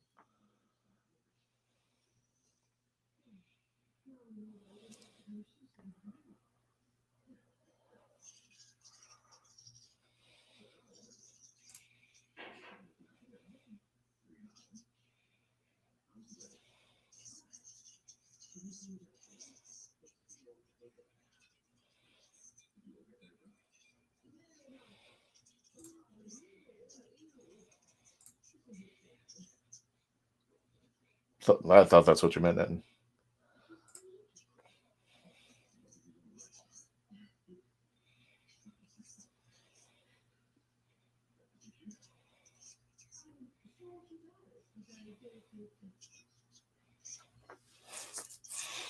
All I'm going to say is it looks like a Cheech and Chong movie at this moment.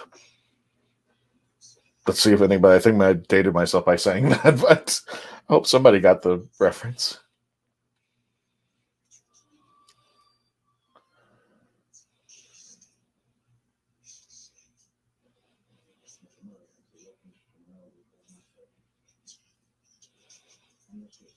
Is it safe?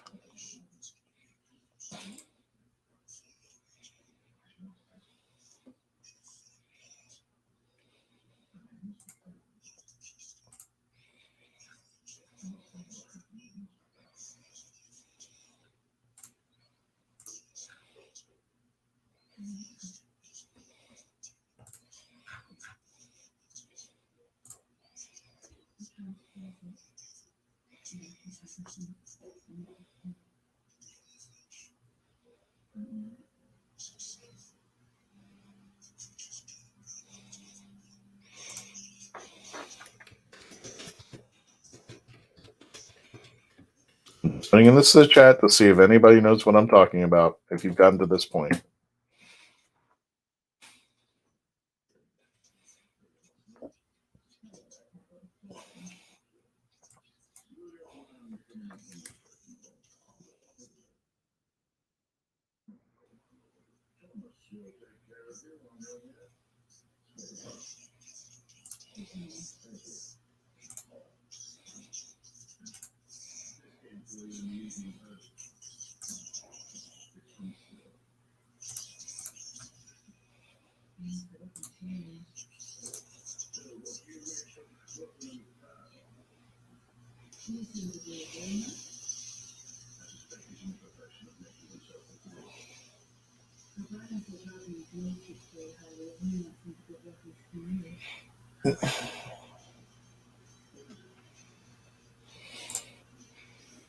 Okay, I'm not the only one who thought that. Okay, good. Is there going to be a birthday special event or compilation for 10 years of the Traveling TARDIS? Stay tuned.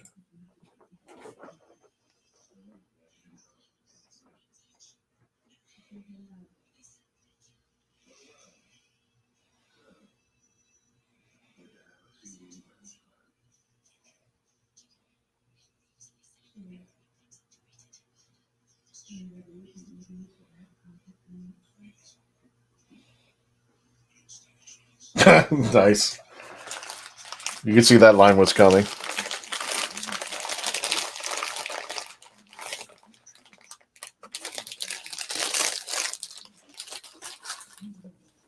Jelly baby.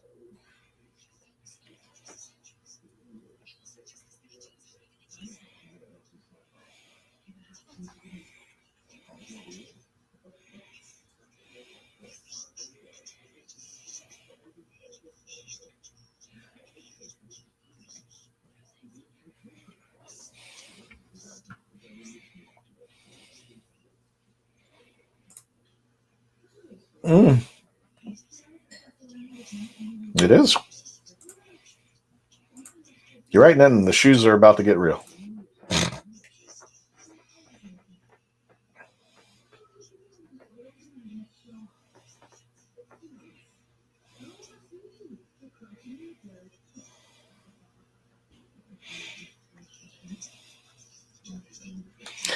We're at a commercial break. When we return, please continue to stay logged on, tuned in, and become part of the legend. We're going to continue our viewing and watching The Legend of the Sea Devils.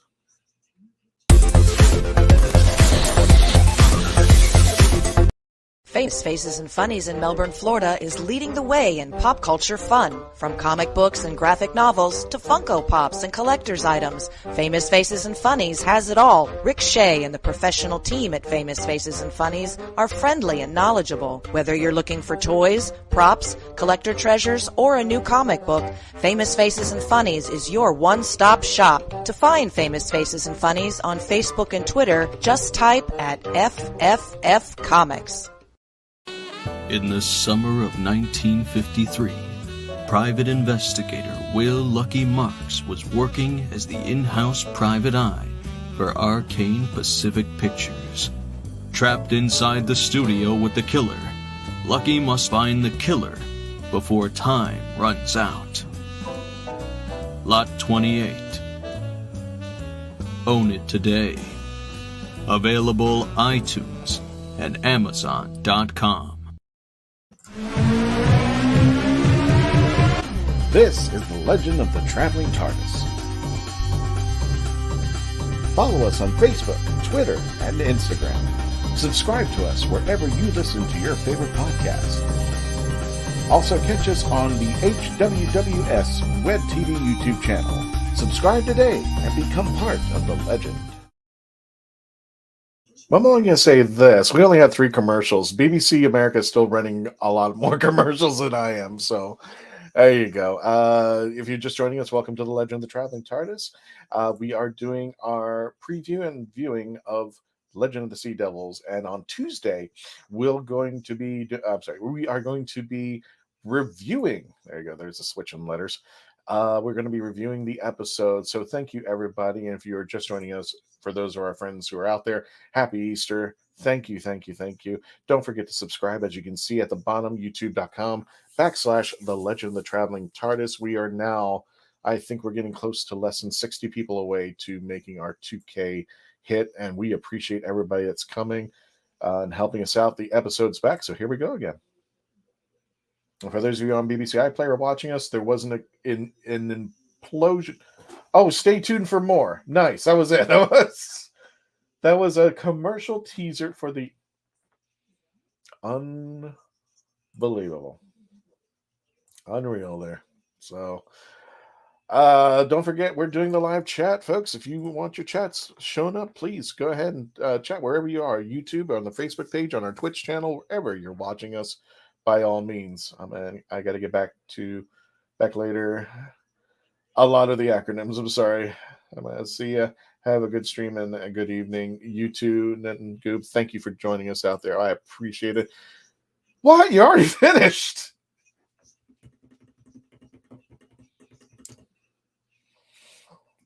Now I know how people feel. They're like, wait a minute, don't talk about the episode. I haven't seen it yet. So here we are.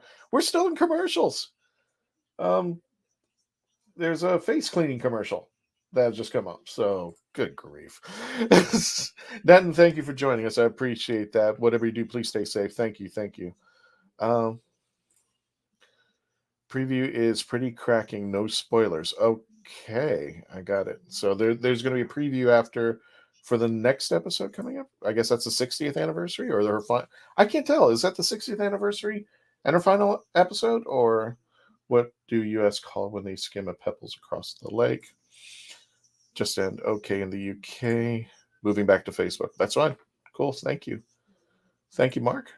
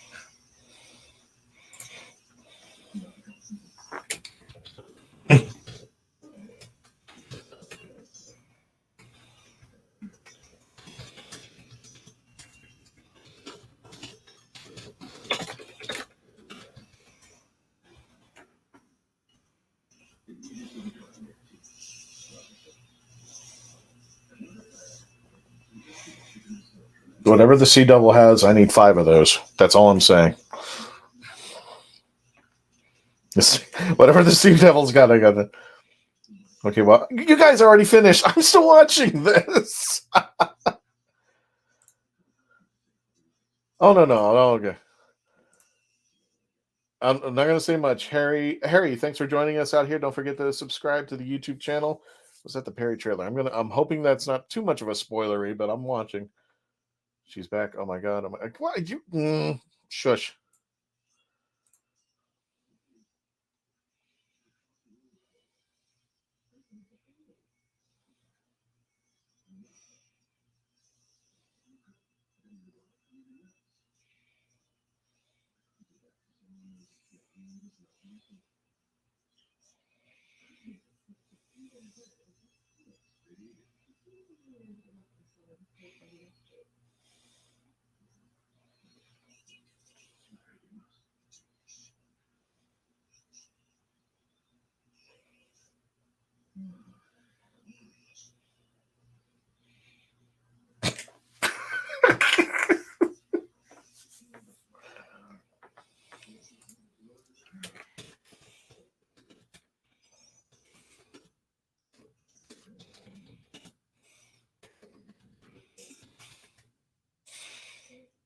All I'm going to say, I just put it in the chats after the little fight.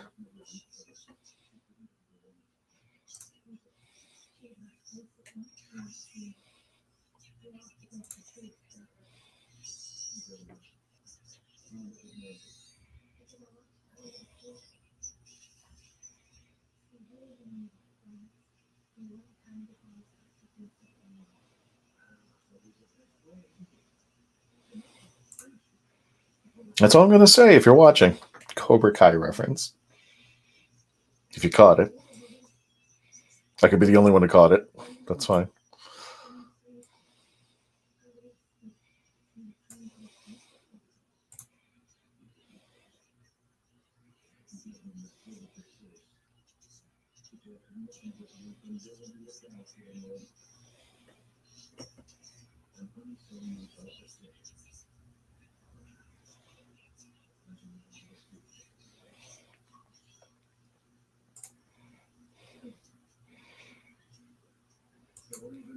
No, I'm in We're back to commercial break.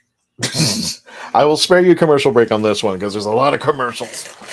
And I know the episode, I think, ends in about 20 minutes. How you guys are ahead of the game. Well, that's right. You're watching BBC, so I need to watch it on BBC. I probably need to get the iPlayer, but I already got BBC America, so if I have to tolerate commercials, big deal. There's a Cobra Kai reference that I saw at the end of the fight. Just saying. No spoilers, but oh my god, love the the weapon that the Sea Devil has. I thought it was cool. I just like the way it lights up. That's cool. So apparently there's a spoiler in the chats already. I'm just going to leave it. I'm probably going to see it as soon as it gets to the trailer, but try to keep the spoilers minimal, or at least try to hide them a little bit. If you're just joining us watching, we're watching the Legend of the Sea Devils. Again, we cannot show it. There's a couple of my Doctor Who podcast friends out there who are watching it, and we can't show the episode because of copyright strikes. I mean, we want to stay away from that.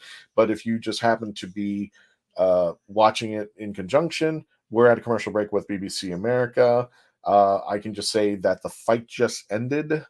So that's where I am right now, and I'll let you know as soon as the episode comes up what comes next. Please, by all means, hit us in the chats. Don't forget to like, share, and subscribe. You see it scrolling at the bottom. YouTube.com, The Legend of the Traveling TARDIS. You guys, thank you so much. I think we jumped like 20 people during this thing, and we are very close to hitting our goal of 2,000. I've been really damn close. Thank you so much. If you help with the algorithm, you put more chats in, like this episode, share it with your friends, and we will be reviewing the episode. We will be reviewing the episode Tuesday, so I might hold a little judgment. I might have a little bit of a sneak preview, a spoilery review, but we're going to wait until our friends are together. Right now, all of our teammates are at home with their families. And again, for those of you just joining us, thank you so much. Happy Easter to you all. We hope for those of you celebrating, we really appreciate everybody joining us on this holiday. And please stay safe out there. And if you're still not watching this episode until later on this episode to see the reviews, because there have been a few people that told me they would not watch the episode until we reviewed it first. So some of you are waiting until Tuesday night before we review the episode to watch the episode. I will say this. It's worthy. It's fine. I mean, it's not bad. I would recommend this in the Jodie field there. Yeah, he's Sophie. Watching Doctor Who right now, Christian. Thank you. I mean, in the coming soon advert, she has a fully... Pretend you didn't see that. Thanks, Mark.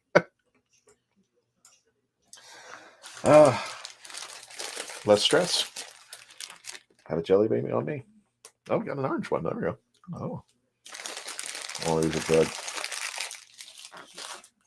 Very good.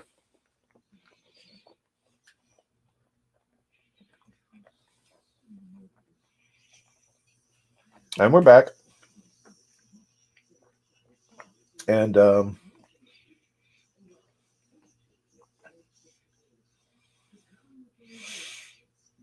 it looks like Yaz and 13 are in the center of the ship. Oh, Sophie, I'll see you later. Enjoy it. You can watch this while you're watching the show.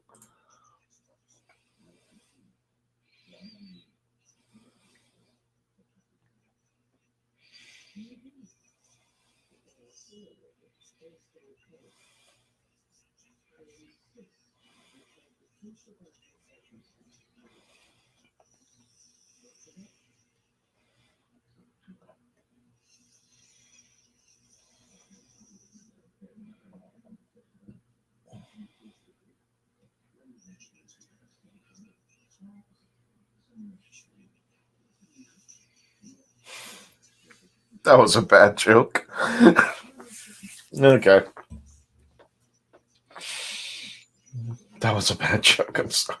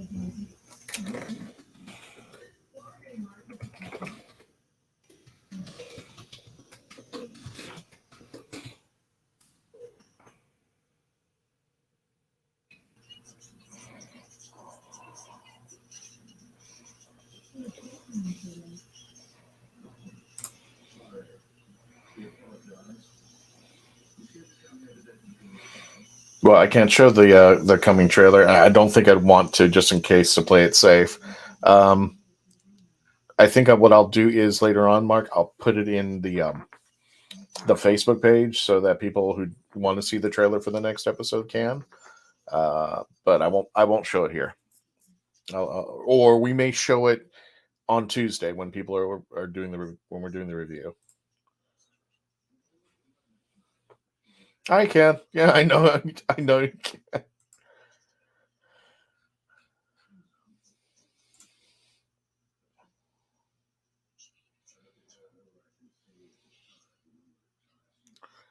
Well, then we're only doing the preview and viewing on this episode, but this coming Tuesday we're going to be reviewing the episode. So we're going to give people a chance this weekend, spend time with their families, and then hopefully they'll get a chance to watch the episode, and then we'll do a proper review with the entire team coming Tuesday there.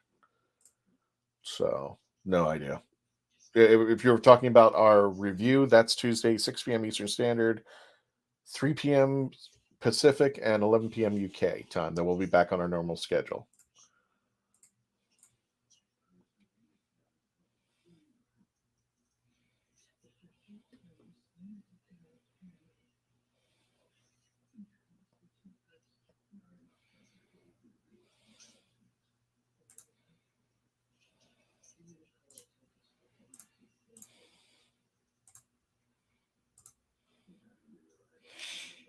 Another commercial.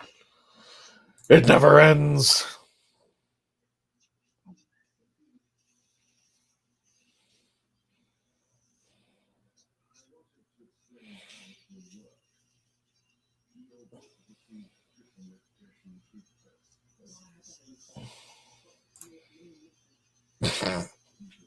Oh, you're going to ruin it for me. I was talking to Dave earlier. We're on commercial break, so I was talking to Dave earlier, and Dave and I have two dynamics when it comes to a movie or anything that's going to be released.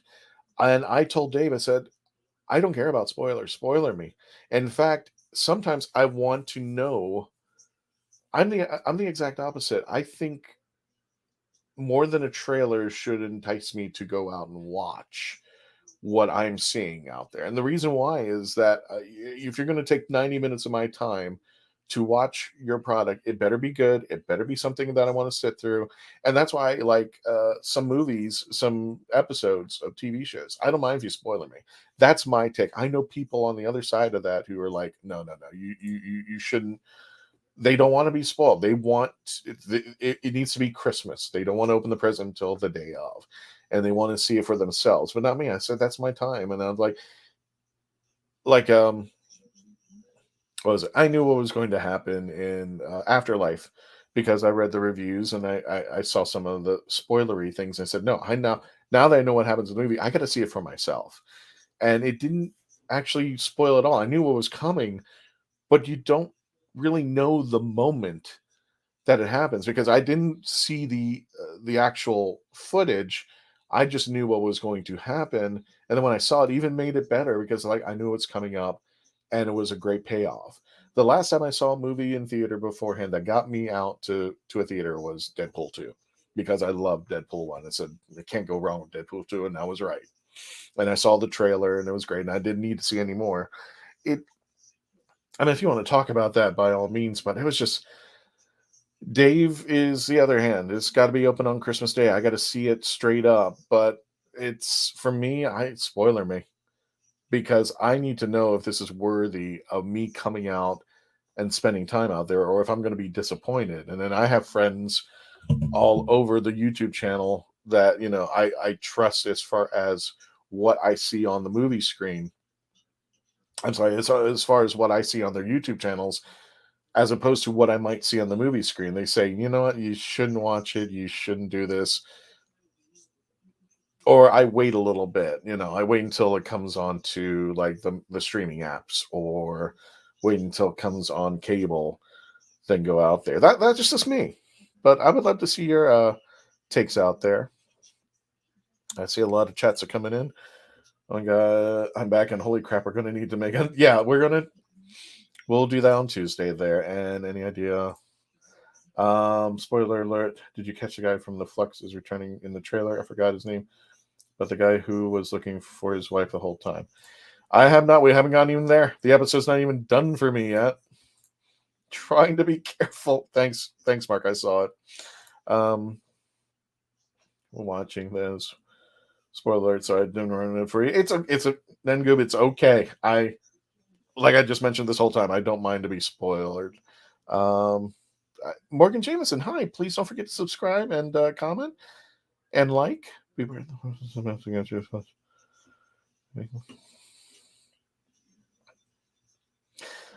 I'll put yours until the end, until I'm done. Morgan, I'm going to hold your chat for just a second there. I'm sure people can see it, but I'm not going to post it just as of yet. It's only a 45-second teaser trailer. Wow, that's actually pretty long for some trailers. Wait, another Doctor Who episode left of Jodie. Oh boy.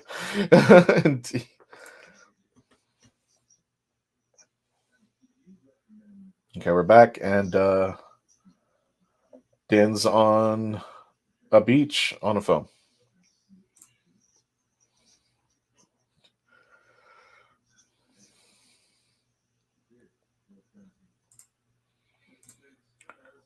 I noticed that sometimes I was going over to the YouTube channel, and sometimes when YouTube questions a thing, it kind of flags it. Hold on.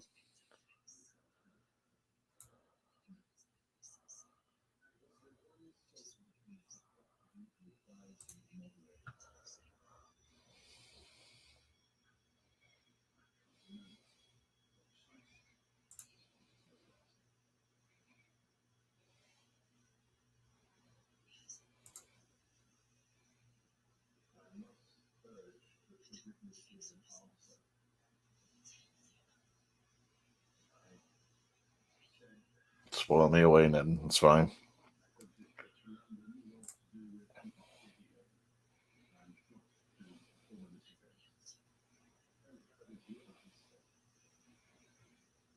Okay. I'll take your point on that, Morgan. Cool. Ah, I think we kind of knew, Ned and Goop. I think I heard so many rumors about it. I kind of knew it was going to happen.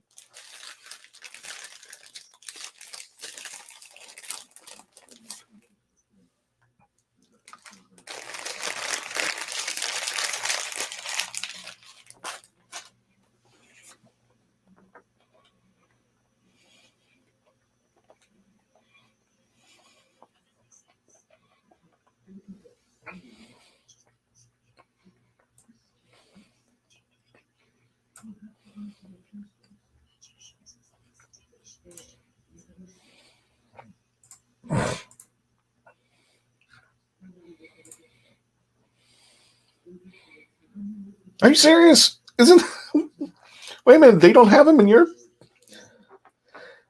if I get something together, I will do that. But they come from Publix in my store in Florida. So go figure. So I'm sure they're coming from and I don't know if there's different brands of this there, Mark. But that's the one I have. I've seen different versions that I thought I saw on the TV show that weren't that version that I have.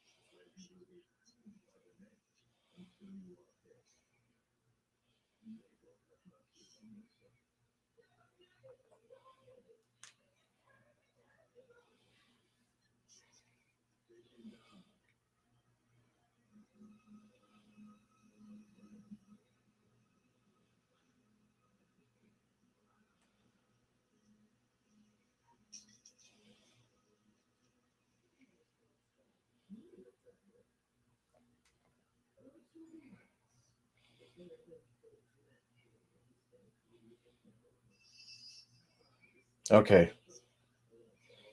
Here's the trailer for what everybody's telling me.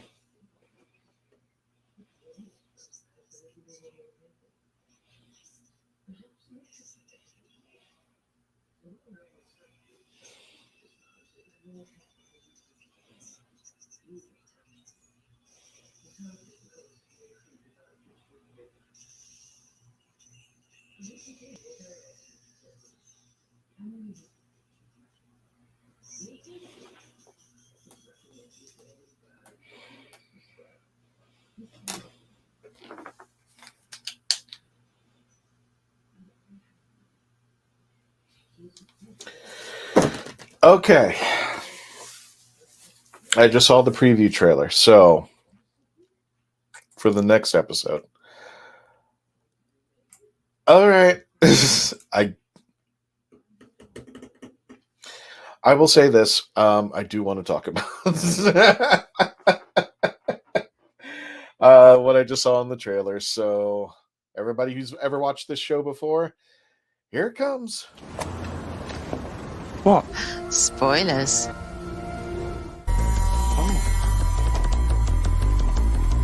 Fantastic. I really don't know what to say because most of you have already put it in the chat.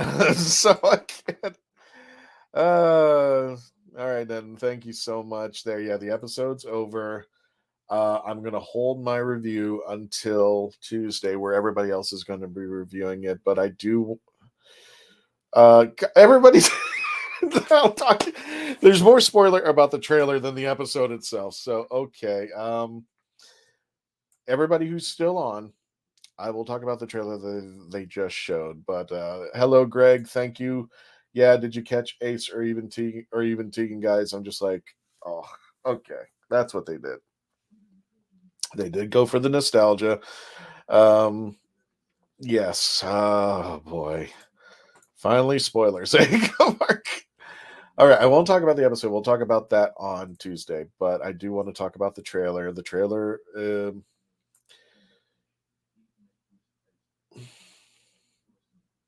I'm being very careful.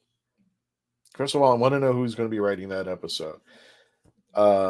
Because again, I won't say, I don't want to talk too much about the episode because I want to table that for Tuesday, but I will say this.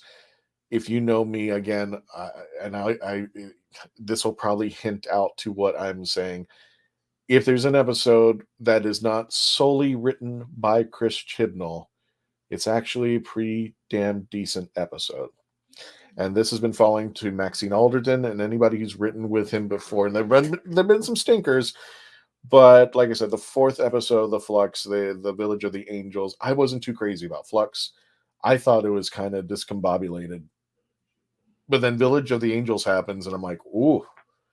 And it was the only one that was co-written by somebody else. It wasn't just Chris Chibnall alone. And for me, Chris Chibnall is a soap opera writer, not a sci-fi writer, in my opinion.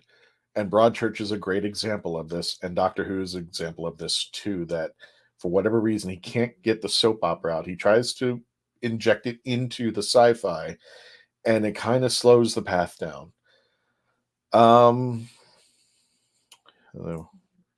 Why don't you show the trailer?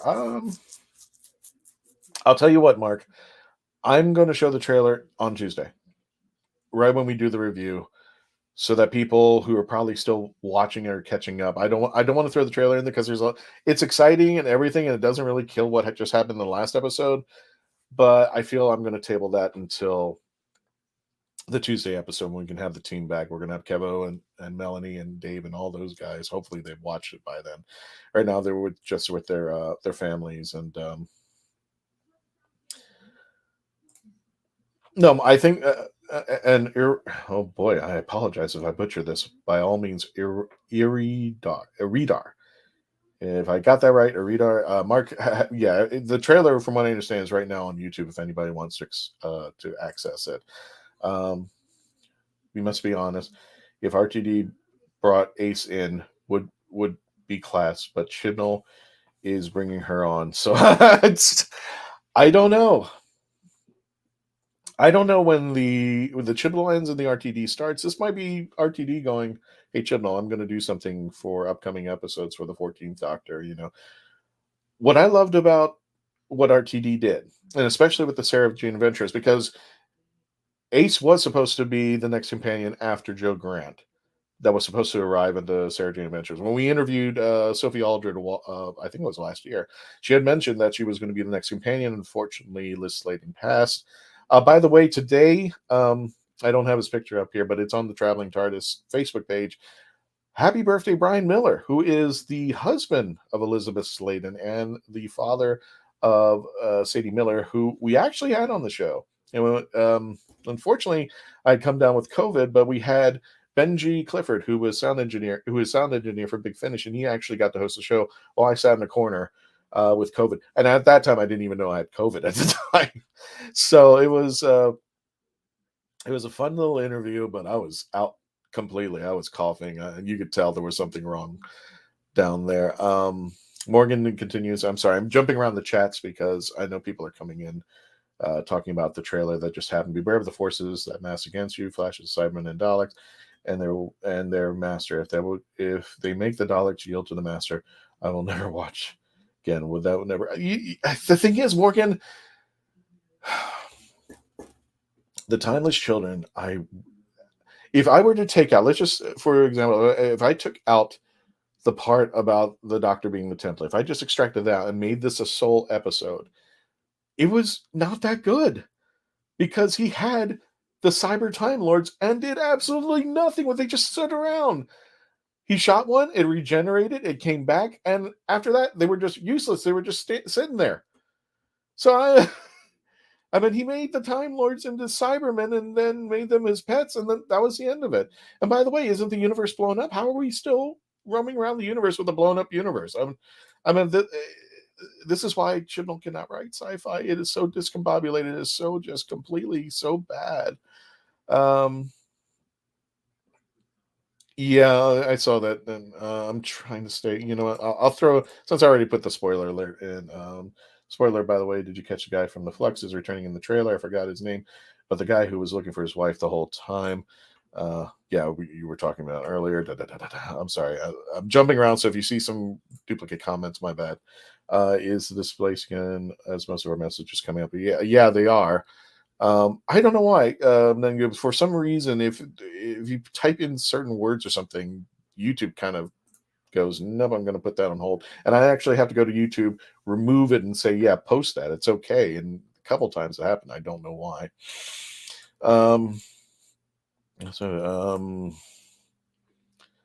I do see the nostalgia, and that might be Sophie Aldred. My being in there might be attracting classic Who, which in the first series of Jodie's run, I thought it was a big mistake for Chibnall to disavow classic Who. No classic monsters, no classic writers. It was just a complete mistake, and you could see the utter garbage that came out, because when the first series came out, I said, okay, you're going to disavow everything that came before. You better have some really good villains and monsters on standby.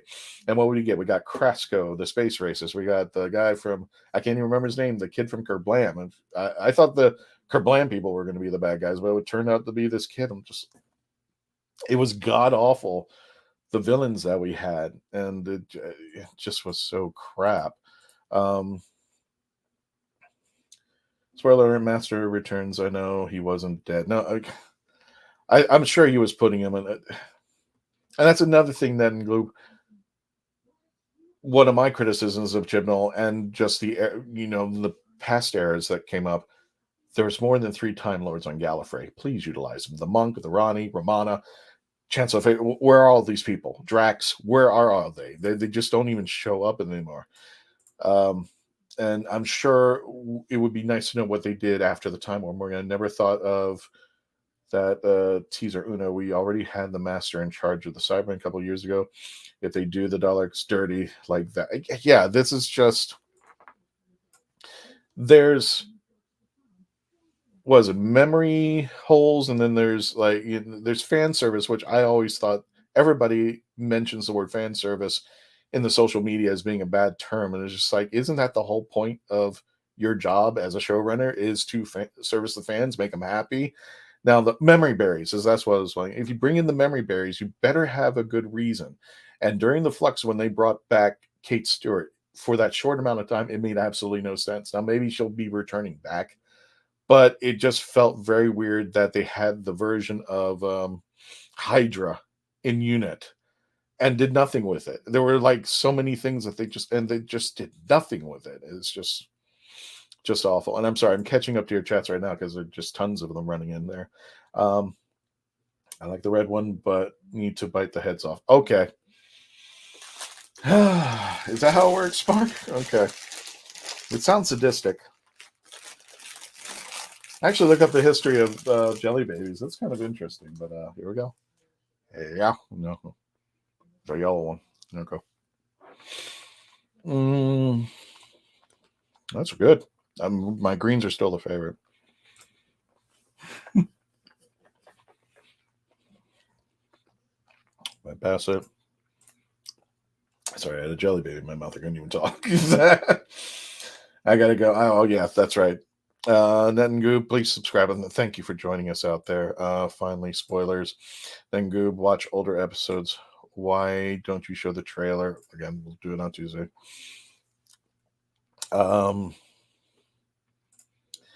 If they brought in would-be Class. I wasn't big on Class. Class was just awful. It all started. The only redeeming thing that I liked about Class is Capaldi was in the first episode. And who's the woman in charge? I'm going to look. It's been so long.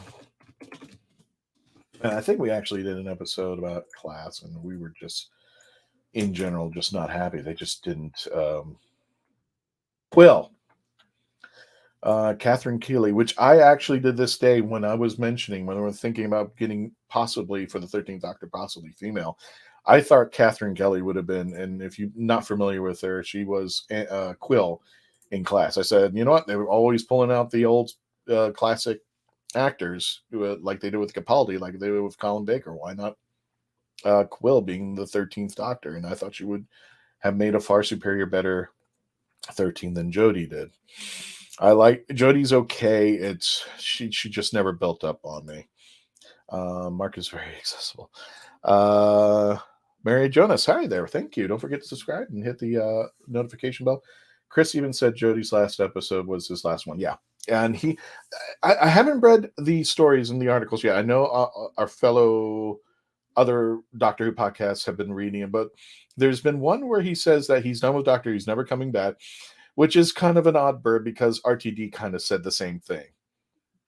But I think from what I've heard of my friends talking about the articles from the Radio Times, I hate to be the one to say good riddance, bad rubbish and all that, but I just I could tell that it was way over his head.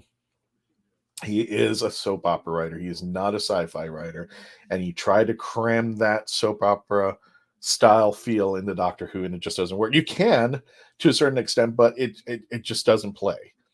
You can tell that it's now, okay, it's Love in Space as opposed to what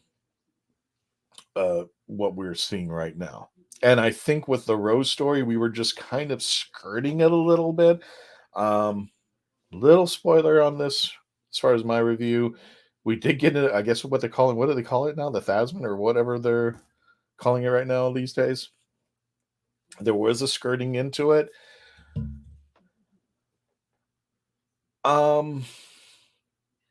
Because it did kind of reminisce back to a school reunion where the Doctor almost blurts out, somebody, how do you feel like somebody, and he's explaining to her why those two can get together. And I think 13 had a good explanation as to why she can't get together with anybody, not even Riversong, and that's her wife. So I think that was kind of handled well to an extent. We got to see what happens next. It seems like the social media wants to push this shipping together, and now that the shipping's happened, but I'm okay with the way it's being handled right now. It's okay. It's not really that bad there. What do you think, Ace? Backstory, next episode, do you think it would mention her time on Gallifrey? I don't know. I don't think so. I think if you've ever read oh God, what was it? What was the book she wrote? God, I wish Dave were here.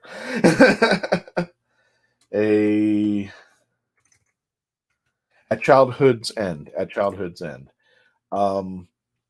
And I definitely would say get the audio of Childhood's End with Sophie Aldred, because she absolutely, not only she nails the 7th Doctor, not in a verbal sense, but mannerism-wise, she's got the vocals to hit the 13th Doctor and the mannerism. So if Jodie Whittaker decides not to do Big Finish at all, they can easily get Sophie Aldred to be the 13th Doctor, and she would pull it off so well. That's my opinion on that, and that would be an interesting take if she pulled it off. But at Childhood's End, Mark, I don't want to spoil it for you, but let's just say there's that storyline where Ace ends up with the Charitable Earth. Ace ends up being on Gallifrey. Ace ends up dying. There's so many multiple things. There's the Big Finish take on things about what happens to her. And Sophie Aldred wrote a great story, which included the 7th and the 13th Doctor. And she kind of made it, for a better term, the first multiverse. And I think maybe the ideology came from that as well. But I think you meant class isn't quality. Really good, huh? Sorry, Tammy. You might be right. I'm sorry. It's hard to see in the chats out here to make out what some people say. I think Eridar meant class as a very welcome rather than the Class TV show. All right, thanks, guys. If you're still out there, Eridar, I apologize. I was thinking because I think the second series of Class was supposed to have Ace, and that's probably where my confusion lied. So thank you for correcting me on that. I really don't know how I feel about this episode. It feels like a nostalgia bit. Yeah, it is. It does feel like they were bringing in the Sea Devils. And after Chibnall, I think, getting ratioed by fans saying, why don't you bring in the classic stuff? And what happens? He ends up pulling the Daleks over and over and over and over. And it's just like, okay, there is a treasure trove of stories, villains, monsters that are just sitting around doing absolutely nothing. But instead, he tries to go into the first series with all the garbage that he wrote as far as villains are concerned. I could not, none of it was any good as far as villains and monsters, in my opinion. With the exception of maybe the Witchfinders, and that was kind of a teetering thing for me. But if there's a monster in the first series of Jodie Whittaker, please let me. Even Tim Shaw was kind of a running gag. I mean, in the end, he was kind of stopped by Graham and Ryan. So how bad was this monster to begin with in the first place out there? Big Finish may be the only thing to redeem 13. Story-wise, you know what? Everybody had been the criticism of Colin Baker and the Sixth Doctor and the way the stories are written, the way he treated his doctor, until he got to Big Finish. And then he was probably one of the best doctors, in my opinion, when he finally had his story. I mean, there's my favorite all-time Big Finish episode is The Holy Terror with Frobisher. He has a companion that's a shape-shifting penguin. And that's part of the running joke. But the thing is, he had Rob Sherman writing for it. And people may not be familiar with Rob Sherman. He wrote Dalek in the first series of Christopher Eccleston when it came back. And everybody loves that episode. And that's a Rob Sherman episode. And for him to write The Holy Terror, for me, it's one of my favorite, if not the favorite, Big Finish episodes. But it started to redeem Colin Baker because I think he finally got the direction of where he wanted to take the character, which he couldn't do in the TV series. And I enjoyed it even more. He is one of my favorite Big Finish personalities in there. And when you give Colin Baker and a good companion, even Mel is redeemed in Big Finish. We start now seeing the computer genius that Mel was. That's finally being used instead of the carrot juice drinking aerobicist that we didn't get this shit that we had to see in the TV series. I'm just like, well, it doesn't make sense. We're going to make her one thing. Even Perry, whose botany was only used for one moment in The Mysterious Planet in the Trial of the Time Lord series. I mean, it's great that not only the companions have something, but they utilize it. And I didn't see Yaz, who is supposed to be a police officer. I'm thinking that she is going to be using her skills as a police officer to solve things. And a couple times it worked, but not as much as I wanted it to. Ed, Doctor Who died a long time ago. Matt Smith and David Tennant are 100 times better. That's your take on that, and I support it. I support anybody's opinion. That's what the Traveling TARDIS is. If you don't like the time of... I also... Peter Capaldi. I love Peter Capaldi. I just think with the mixture between Jodie's decision and what she took as a 13th Doctor, Chibnall's way of his course of writing the episodes and where everything lies, I think Jodie got a bad rap from the very beginning. I think this is my opinion. I think Jodie, if she had a good person to steer her being the first female Doctor, which is something that the social media is driving me insane. It's just like, isn't she an alien? Why is sex and gender now back into this? She's the Doctor. She's ascending to the role of being the 13th person to play it. It doesn't matter which, but people are excited about that, and I'm not one of them. I want, can they act? Can Chibnall write a good series? Can he showrun? And apparently it wasn't. And my friends who run other Doctor Who podcasts agree. Jodie got the bad rap of a soggy lollipop stick. And I think she could have done better. I think she could have done better given the tools necessary to be a good doctor. And we maybe even have been talking about Jodie beyond this, but it's the same thing with Capaldi. Capaldi was a wonderful doctor. The writing just started to go off the cliff, and we could tell that it wasn't supporting the way that he can address himself. And to me, Capaldi was a phenomenal doctor. He just had some bad writing at the very end there. I'm going to be honest, if it's not too creepy how Twitter fans co-opt it, like the show is now for the gays and is going on. The show's for everybody. The show's for everybody. This is and I think you do have some ideology that kind of, for a better term, segregates people out, and that's not cool. The show's for everybody. The show's for people like me, an Asian Filipino guy who grew up watching Tom Baker, a guy who didn't look like me, but I could relate to him. And it was a person that I could relate to. I could relate to Christopher Reeve. He didn't look like me. I could relate to Linda Carter. And if I looked like Linda Carter, I wouldn't be here. But it was not a relationship of something visual. And I know some people are like that, but I'm not. I found a hero in a guy who wore a multicolored scarf, had big, great teeth, curly hair, and a floppy hat, and took a police box all over the universe. And I loved the way that Tom did it. And I could relate to him because I always thought of myself as a witty and intelligent person. I like to think that way, but I'm not somebody who pulls, who looks at the muscle bound thing where it's like Transformers or G.I. Joe or Marvel or DC. It's just like, go suck him up, beat him up. Here's a guy who just walks out there and is already 10 steps ahead against his enemies. And for me, that's something I can relate to. And apparently I'm not the only one, but that's just me. Have you seen Jelly Baby Chicks for Easter this year? Nope. But I'm going to see them. I should go see them out there. Tammy Gem, in my opinion, Clara is the best companion best companion ever. See, this is where we're going to disagree. I thought she was the best companion for Matt Smith. She kind of had her run too far into Capaldi. I think Capaldi should have started with a new companion. I could understand why Clara Dalek went into the TARDIS. I can understand why Snowman Clara wanted to go into the TARDIS. It just felt like every reason that they were trying to get Clara Prime, which I addressed to her as the main Clara, she always seemed to like she wanted to leave the TARDIS. She wanted to babysit the kids and do all this. And it said the whole purpose of this Clara existing is to save the Doctor. And she keeps on running out of the TARDIS for one reason or another, to be with Danny Pink or something. And I know she wanted to get to life, but let's be honest, if Matt Smith shows up, or even Peter Capaldi shows up with his TARDIS, and the Doctor tells you, I can take you anywhere in time and space, everything seems to be peripheral at that moment because I'll be back in time for tea. Let's go.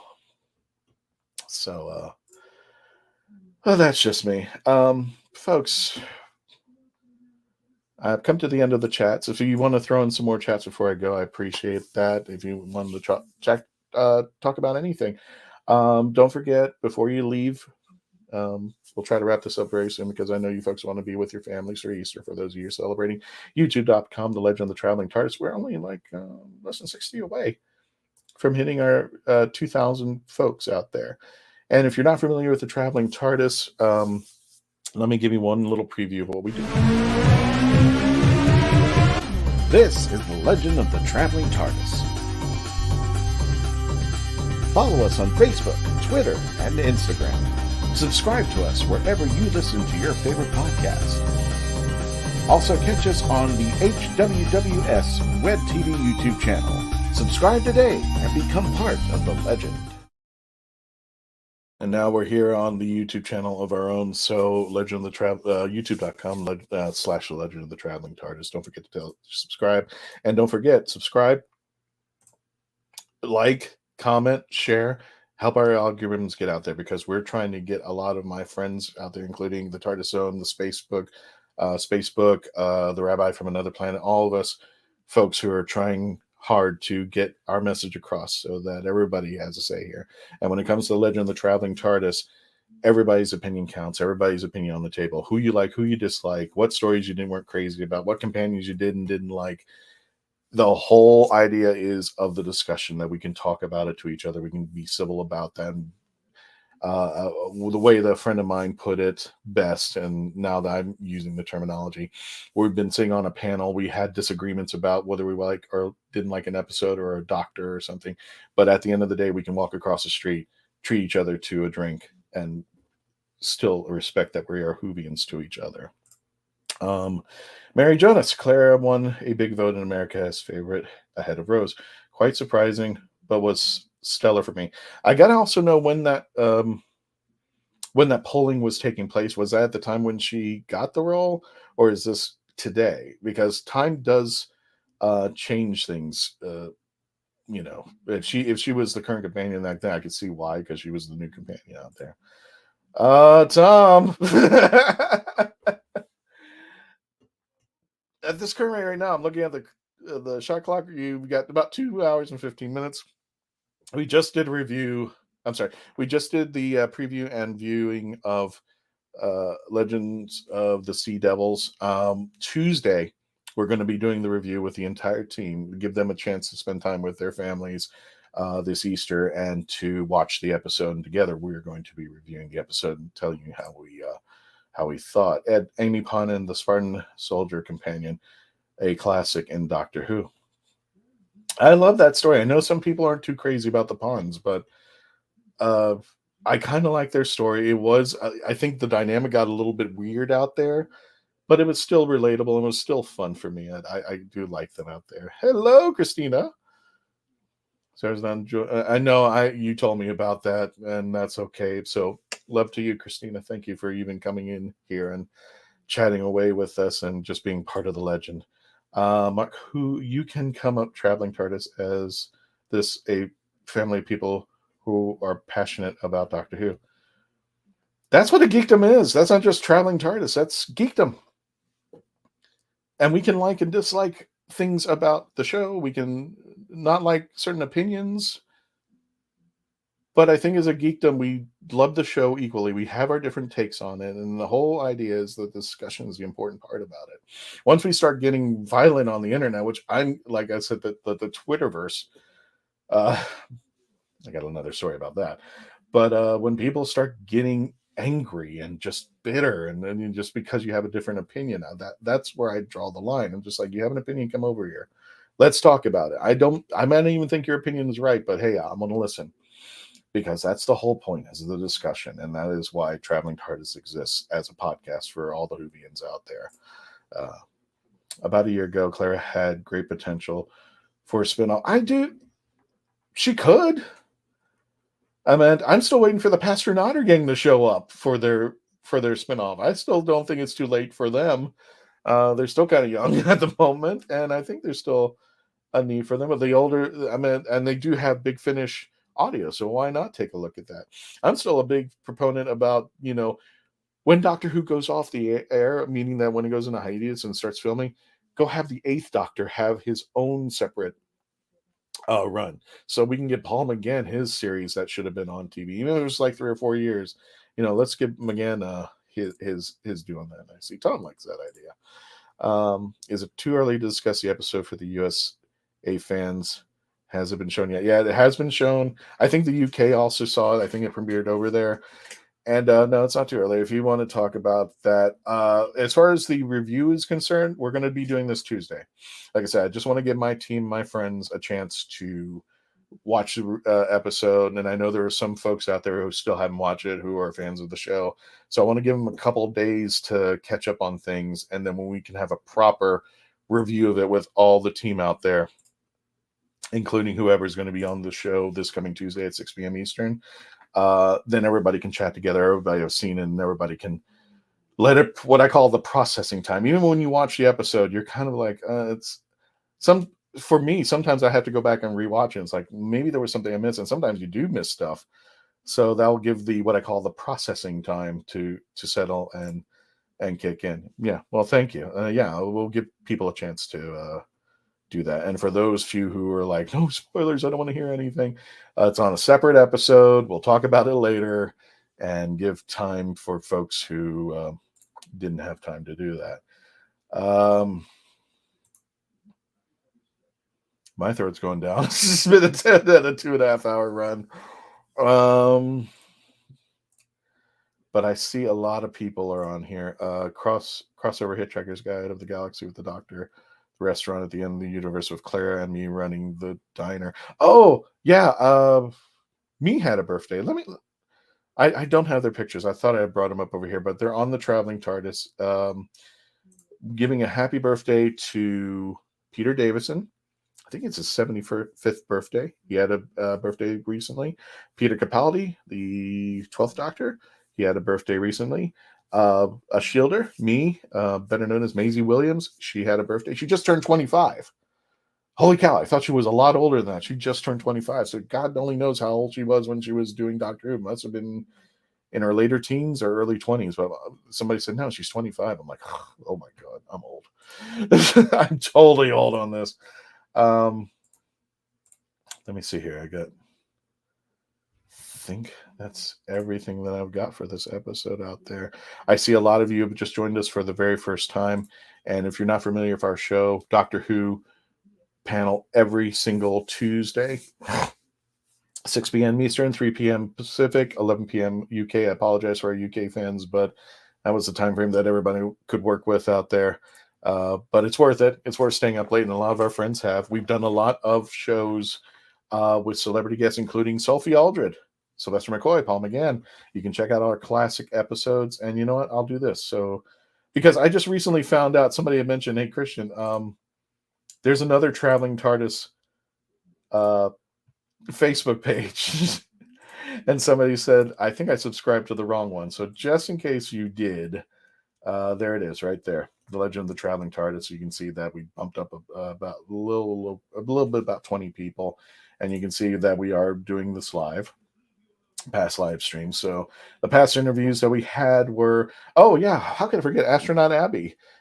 She's been featured in the movie The Mars Generation. She actually started the company The Mars Generation, a nonprofit organization. She wants to be the first person to put her foot on the moon. We had an interview with Anthony Dugdale, who is the husband of Simon Fisher-Becker, who played Dorian Moldovar. And you can check out all these interviews. We also interviewed Pete Levy, who was the producer for the Doctor Who Flux, for the most part. Did an interview with Madame de Pompadour herself, Sophia Miles. Did an interview with Simon Fisher-Becker, who's actually on our team. We do have an actor from Doctor Who. We did an interview with Sadie Miller, and you can see on the right down there where I hovered over, that's Benji Clifford.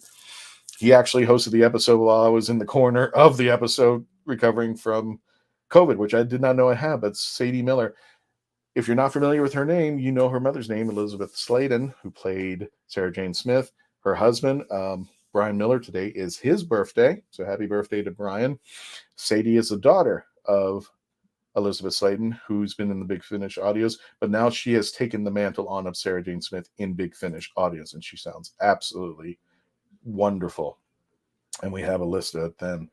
Again, Tuesday, we will be doing the review. You're more than welcome to join us. Thank you so much for joining us for this episode, for all you guys out there. Christina, yeah, she was a kid when Game of Thrones started. Jeez. That's all I got to say about that there. So, and I'll give a few moments for anybody who wants to throw in one more discussion. Again, keep it spoiler free. Tuesday, I could care less. Go spoiler nuts, because we're going to be talking about the episode out there. And my throat is giving out as I can speak. So I will be ending the episode. And I want to thank you again, folks, for joining us today. And whatever happens, take care of yourselves. Have a happy and safe Easter weekend. And always become part of the legend. And let's go ahead and, let's go ahead and wrap it up. Let me see. Anybody else want to chat? No? Okay. Chat's got quiet, or YouTube has gone nutty. Either way, it's what we are. And we'll see if... Oh, we got one more. Oh, okay. I'll save that for the end. Thanks. Thanks, Tom. And everybody, wish everybody goodbye. We'll see you next time on The Legend of the Traveling TARDIS. It's Tuesday. Not so far off. Let's go ahead and end it. Have a safe and happy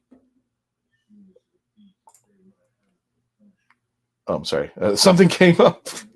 There we go. Say, have a safe and happy Easter, folks. Thank you.